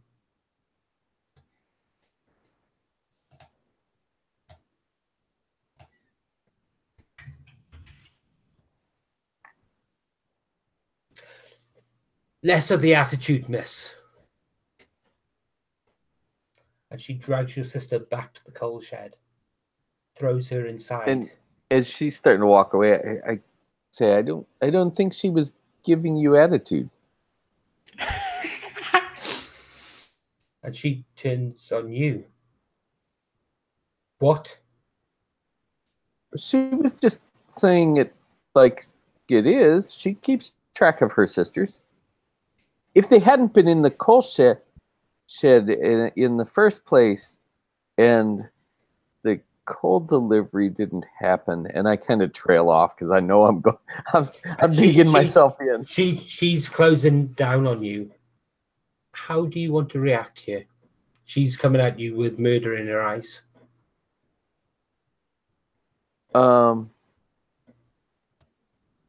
I think I'm gonna do a stand my ground kind of thing. So, kind of like, no, you can't. Okay. It's not acceptable to hit somebody like that. Okay, can you please roll keep your cool? Okay, and that And that's is with cold. plus cold. Ooh, I am so good at that. Okay, roll those. I think it added. I didn't clear off my previous dice, so I get a 5. No, I get a 3. I get a 3. Is that including your? Yes. Oh, it's a -1. Sorry, I thought it was a +2 for a second there. No, it was a -1. Okay, so she comes over to you. She grabs you, and in that case, you can join her. And she slams you into the coal shed as well, and puts a padlock on the outer door. So who's in the cold shed at this point? You and Rose. Oh, nice. Okay. And the rest of the farmhands are just looking shocked. And she turns to them. What are you all looking at? Get back to your work. And they all drift off in ones and twos. And finally, as they drifted away, she turns back to look at Iris. Shakes her head and walks off.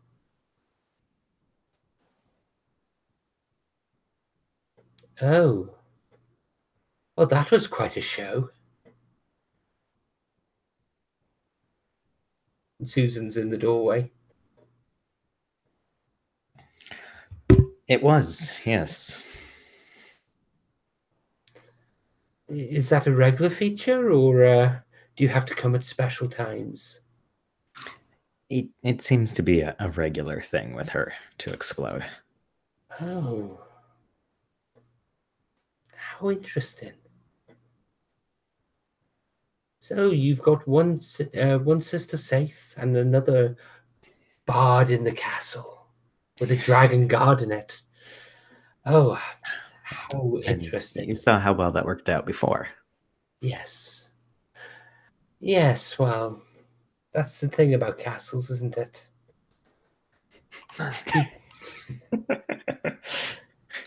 That's the thing about castles. They're built to keep people out rather than keep people in. Yes. It looks like we're being called home. Come along, Michael. And she walks away. One other thing. She turns and steps up to Iris. I'll see you later, she whispers.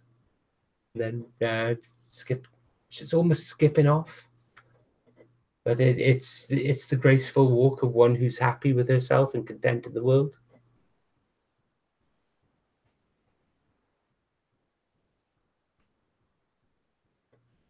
So what do people do?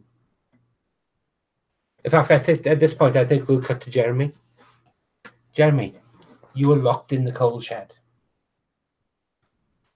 Okay. How big is the coal shed? The coal shed is roughly the size of a large cupboard. Okay. And I assume there's probably just a pile of coal on the floor in the back of the room. That's right, yes. It slopes down from the hatch at the top. Gotcha.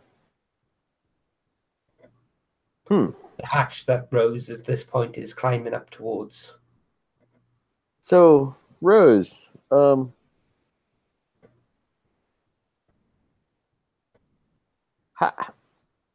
were you? I'm baffled. I didn't get on the cart in time. It was too quick for me. But where did you go? I- We've been all over the farm, and then the stream, and then the mine, and then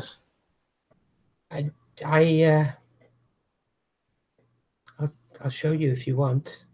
And she's climbing up the actual slope of coal towards the hatch they used to fill the shed.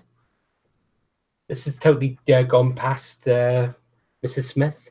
She obviously thinks that the door is the only way in and out. Ah, okay. So yeah, I'll climb up there too and see how easy it is to kind of pop that. The hatch is sheet metal, but it opens easily. It looks like it's well maintained. It's oiled, and you're able to pop out. You're able to get out quite easily. So if the coal wasn't there, it would be a little more of a challenge. Yes, it'd be very difficult to actually scale up without something to stand on. Well, okay. So we probably don't want to get caught outside of the coal shed. Should we wait till later then? I think that's probably a good idea. Okay. But I haven't had dinner. I need to get something from the kitchen.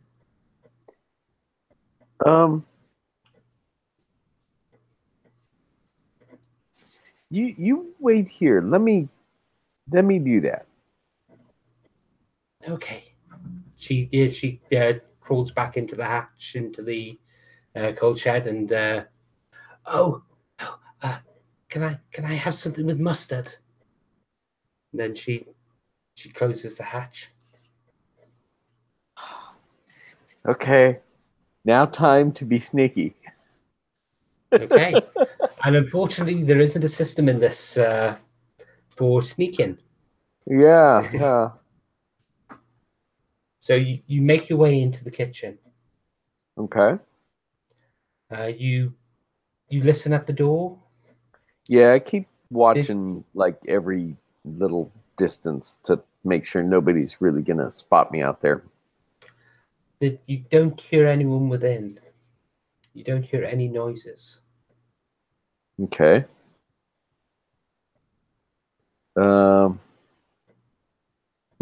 Okay. I'll crack the door a little bit. As you open the door, you hear a faint snoring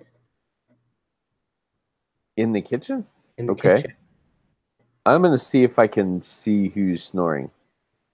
As you look around, there's a big armchair next to the fireplace. And you can see a hand resting over it on the floor, clutching a bottle. Okay. Does it look like Mr. Smith? No, this is very definitely Mrs. Smith. Ah. But she's had a bottle, so things may be okay. Yes. Okay. Well, I will make my way in and see what I can grab quickly. Okay. Well, there's a side of bacon out. And there's a loaf of bread left over from the farmhand's dinner. And some cheese. We'll grab the cheese and the bread. At least a little bit of it, not like a crazy noticeable amount. And see if there's mustard, just because that'll keep things quiet. There's a little pot of piccalilli mustard as well. Okay. I'll snag that and then head back out to the shed. And as you come round the corner, you come face to face with Private Smith. Oh, hello. And he steps through you and into the kitchen. Okay. He didn't react to you at all, but he literally steps through you and into the kitchen. And I turn around and I look at him from the other side. Does he look any different? Can I tell there's anything different about him? He's not walking with a limp. Okay. He reaches up to the cabinet. He motions to open it, but it doesn't open. and he reaches in through the door, through the solid door.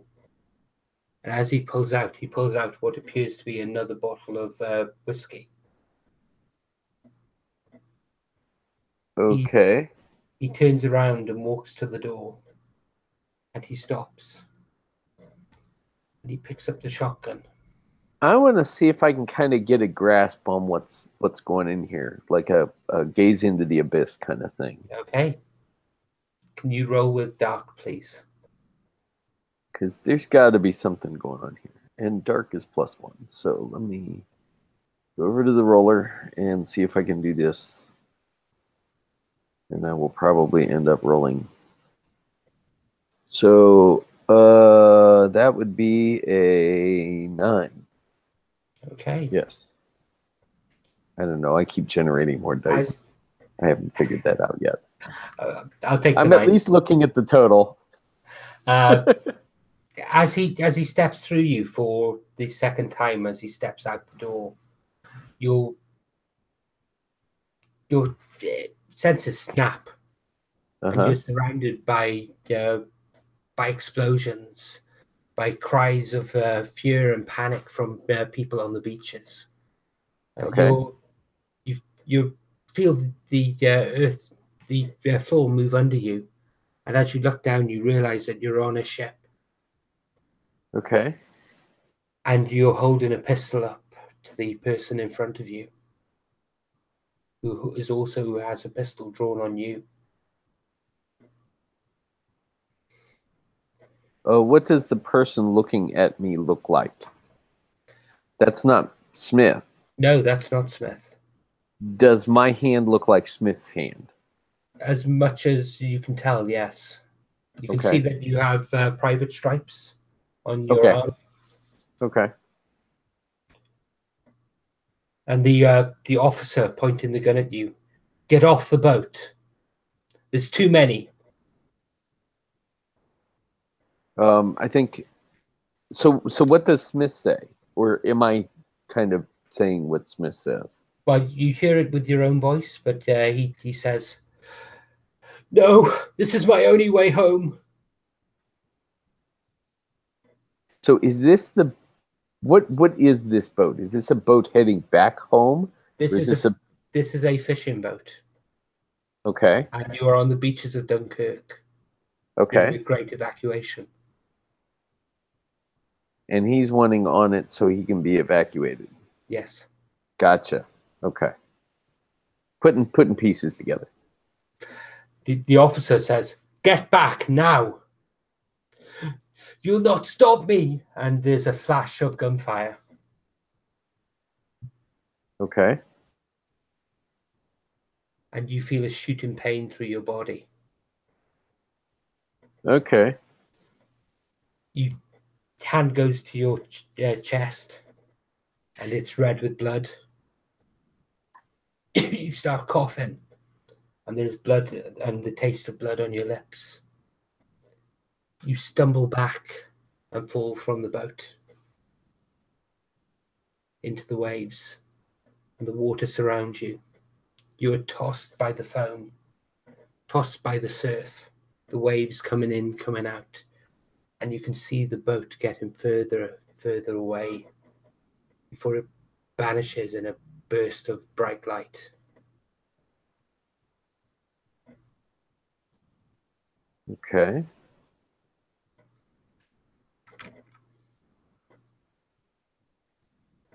Okay.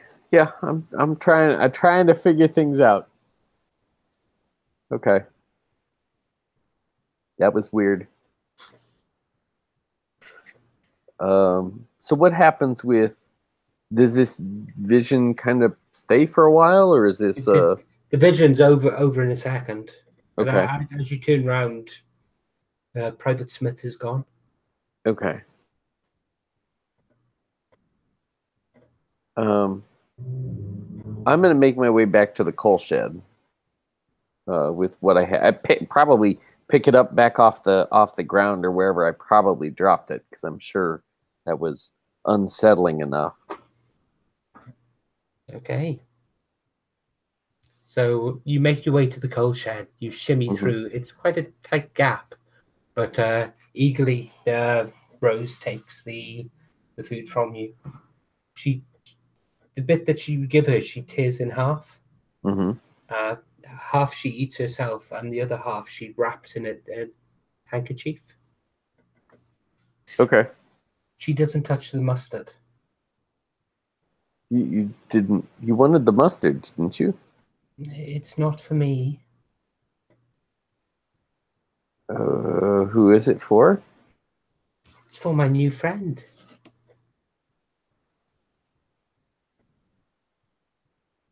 And I'm looking around. It's like, where's your new friend? I'll show you later. I don't know the place's name. Okay. It's a little place I found. It's an old it's an old house, I think. Oh. It doesn't have a roof.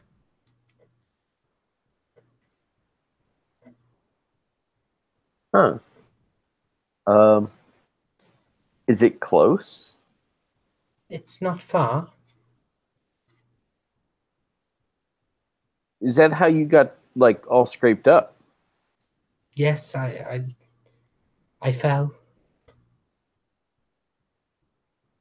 I hurt my leg on the stones, and Mr. Gray helped me. Mr. Gray. Yes, Mr. Gray. Okay. Well, we'll give it a little while and then we'll go see this place. Okay. And Maybe let Mrs. Smith's temper cool down a little bit. And she starts munching on the actual food, and is quite content, as if there's nothing wrong in the world. Okay, Iris, what are you doing in this time?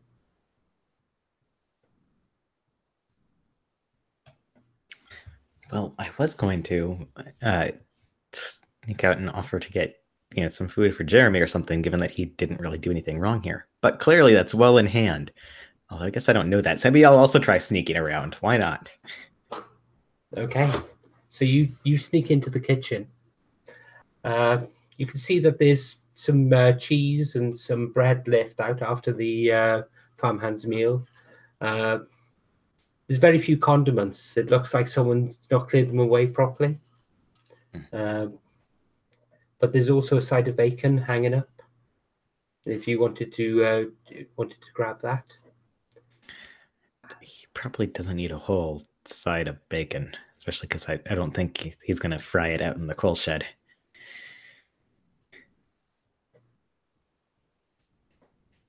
So what sort of things are you looking for?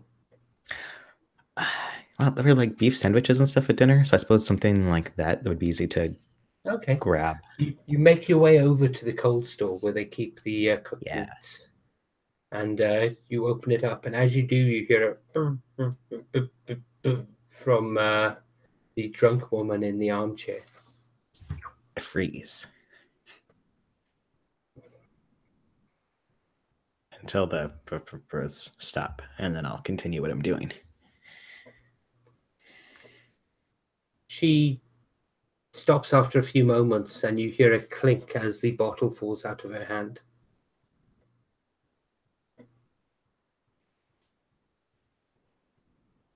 I'm going to continue trying to grab some just quick hand food kind of stuff. Okay. And as you step into the cold store, you shuffle around in there, and you find that there are lots of meats hanging up. There's an awful lot of meat actually hanging up here. The place is stuffed with meat. How does a dairy have this much meat? I think to myself.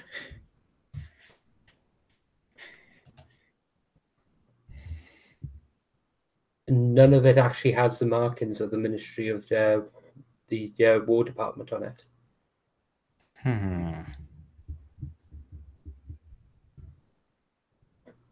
Also, yeah, for most of the meals here, they've been pretty much meat free. It's only the breakfast. Sorry, it's only the dinner earlier where you've been allowed some meat itself. This is very weird. Well, clearly, then I won't feel bad at all about nicking some of the meat Okay. for Jeremy, and also for Rose because I know she didn't get dinner, Okay. or at least I think I know that. All the meat is wrapped, so you grab a you grab a bundle. It feels like chicken inside,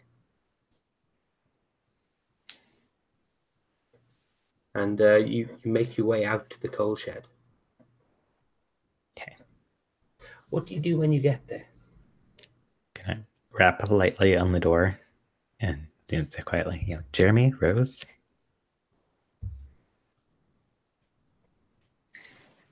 And you get a muffled, yeah, we're in here. Can I unbar the door? Because it bars from the outside, right? That's right, yes. And kind of slip in and say, I tried to sneak you some dinner because I don't know if you got yours. Yeah, and we're probably sitting there. I'm sitting there, and Rose is probably finishing something. Yeah, I would bet. Probably takes a second for my eyes to adjust before I realize that, yeah, you're definitely already eating. Well, I didn't have anything. I just got stuff. I'm like, so... Rose runs over to you and hugs you. Try to hug her back lightly. How are you both doing? I'm good. Is it dark enough out there? I want to meet you. I want to introduce you to my new friend. I think it might be. That tyrant's passed out inside, so we don't care about her. I don't like her. She's a bad woman. She is. And turn to Jeremy and say, thank you for looking after her. And I'm probably got coal dust all over the place from climbing on that pile up and down. Sure. We were kind of in the same boat. Okay, so she takes you by the hand, and it's darkening outside, and the sun is dropping down over the hills, and she leads you up into the far fields. But this farm isn't a huge farm. It's got a few acres around it. She leads you towards what appears to be an old burnt-out shack. As she gets there, she stops. Mr. Gray, Mr. Gray, I brought food like I promised. And there's no response. Mr. Gray, I'm coming in. And she takes you both by the hands and walks up to the actual doorway. And this is the old house? This is the old house, yes. Yeah, she said something about this old house. And it's got no roof and all that. It's kind of dilapidated, is it? It's burnt out. It's basically just a shell. It's just wooden. Okay. It's just stone walls, and there's a little bit of a dip into it as you come in, because it normally have wooden floor and then the basement. But you can see that there's a set of stone steps heading down to the basement. Well, where the basement would have been, with the wooden floor above. So she's gone over this place with me and said that there's somebody she met here. I don't know who would be living in a place like this.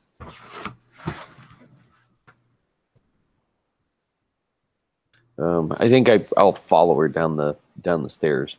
Okay. And Iris, what are you doing? I'm following as well, because she did promise to show me where she went. So, okay. Gotta see.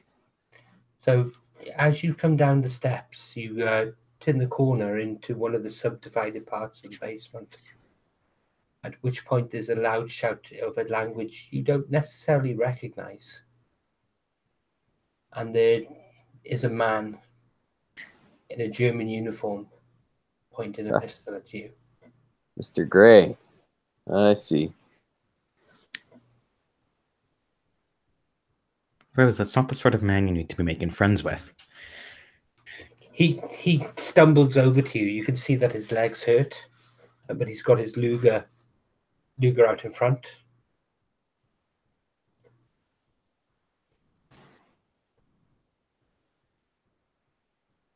What are people doing? Hold hands up. Try to push Rose behind me a bit. Yeah, I think I'm kind of doing similar with the hands up and just, I think, telling him that there's no need for a gun. And I don't know if he'll understand me or not. Rose reaches into her pockets and pulls out the napkin that she wrapped earlier, and she steps around Iris and holds out the napkin, the one that's filled with food. He looks at it hungrily. He points to the floor for her to put it to the ground. And as she does so, and she steps away, he reaches down and pulls it up and opens it and instantly starts eating. He looks absolutely famished.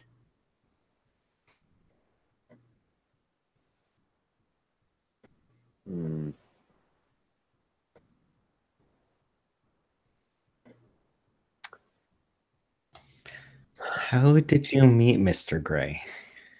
Oh, I fell down the steps and he helped me. I hurt myself. He doesn't speak our language.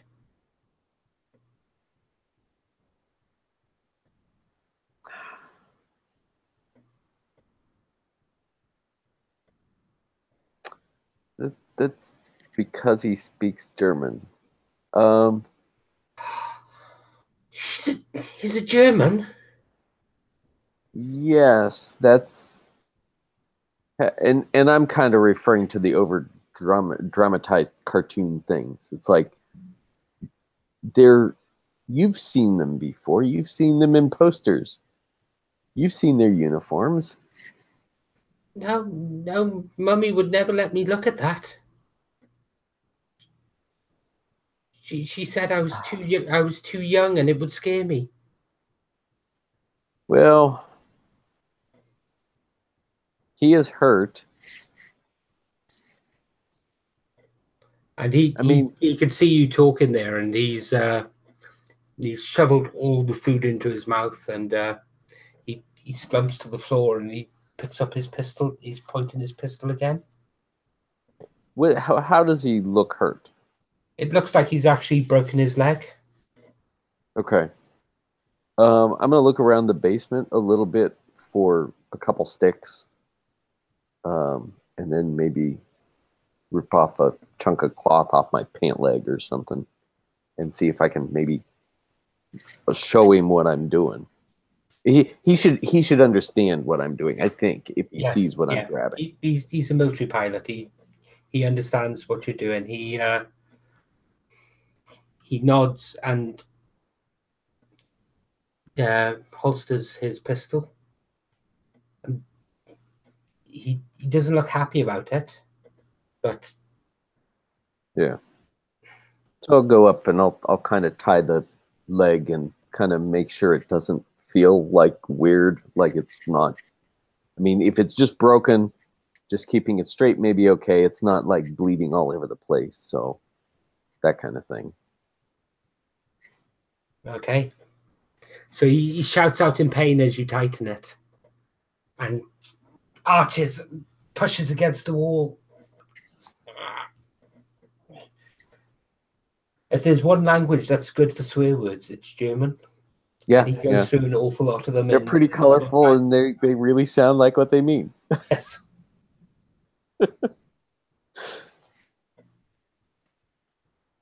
Yeah, I'll kind of work at that. So whatever else kind of goes on. Okay. So, Iris, what are you doing at this point?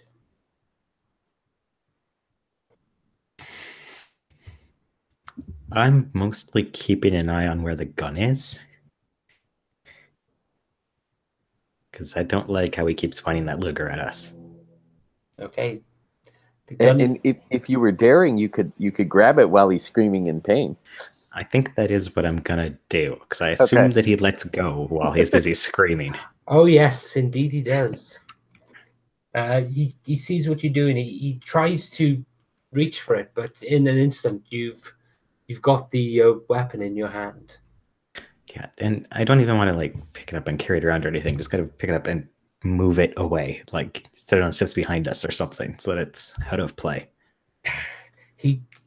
He's saying some very inventive words in German. I do not speak German, but I assume I get the idea. Oh yes, the invective is very much there. Although to be fair, this is German. He could be wishing you a good morning, and it would still sound pretty much the same. Yes, it could be though. That was a smart idea. You should definitely do that. And I'm going to point at his leg and tighten just a little bit. It's like, your leg, stay still. You're not moving. So, Iris, what do we do with him? I mean, if he's injured and he's got a broken leg, he can't just stay here. Well, he can't just move either. I mean, he's got a broken leg, and where would we take him? I don't know if we can take him anywhere. We could get somebody, but it's not going to go well.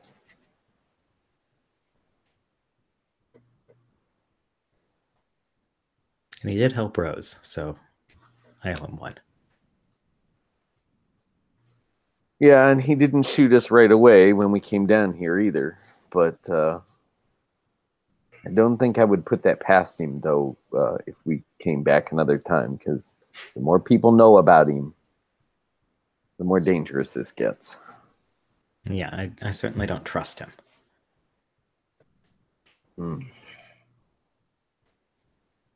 He says something to you, and again, this means nothing to you. If only you knew someone who spoke German. Yeah, I know a couple people who may. I think I might even mention that. I might mention that to Iris. Do you know where Jurgen and Erica got housed? Have you heard? I'm not sure, but it's not too big a town. We should be able to find them. Yeah.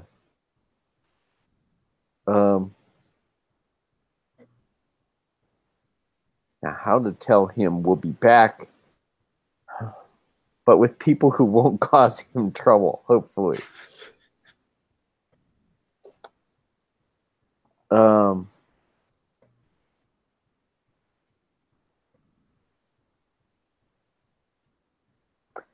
Maybe how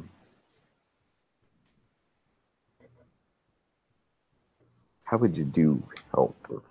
You could kind of like draw on in the dirt on the floor, kind of a cross, like a Red Cross cross, and kind of ask him, kind of, do you want help?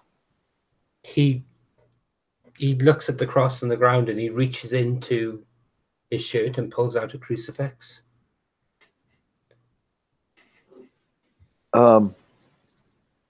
No, I pointed his leg and the cross. Trying to get across like first aid. How would you do?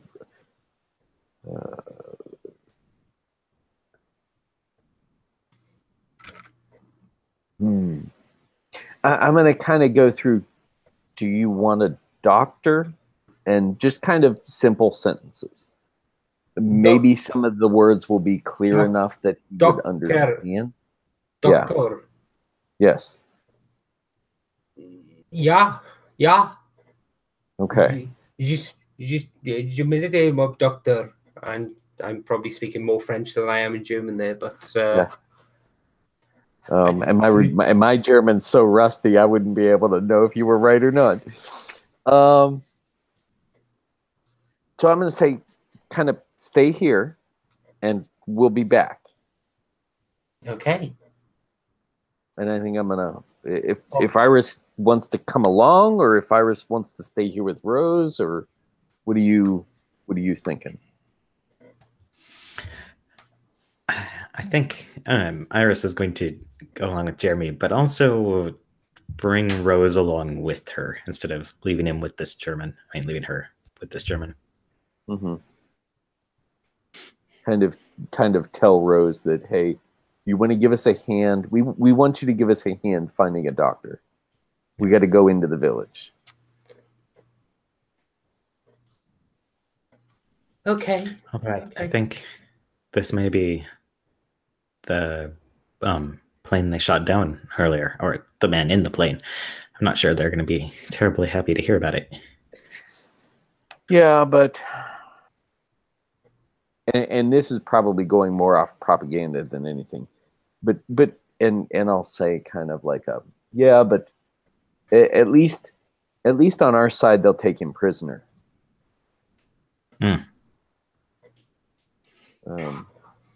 He'll see a doctor. Yeah, and Iris knows nothing of Geneva Conventions and prisoners of war and stuff. So yes, this sounds legit.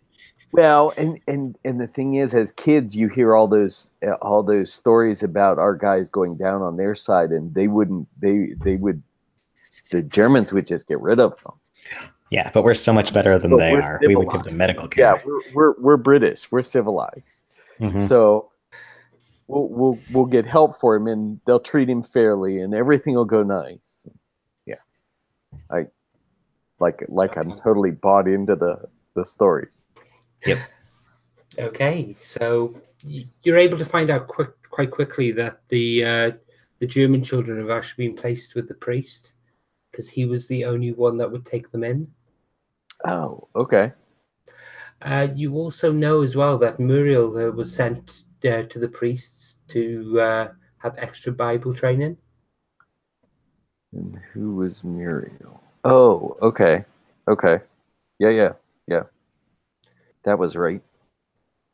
So at this point, I think we'll call tonight there. Okay. We can have you pick up at the priest's house, and it's a means for us to bring Muriel into the story at the next session. That would work. That sounds like a good fit. Okay. It's okay, so we'll call it there. I have to say, it's a bit strange running for two people. Okay. Why is that? I've tried. Normally, it's quite easy to balance the time that each character has, but because it's two people, we're having to, when you go off and do things, we're having to effectively give you a longer time, but also try and cut back to the other person as well. And it's just time management. Oh, and I kept going like, oh, I should poke in here and do a thing. I'm like, but I don't want to steal time away from Jeremy. He's getting a moment to be brave and do things on his own. So well, and I keep thinking, okay, so how do we pull Iris into this? Clearly, I should have just moved my way into everything. So it's like, so how do we make sure everybody's kind of doing something? So it's like, yeah. Okay, well, I'm going to stop the recording here if that's okay. Cool.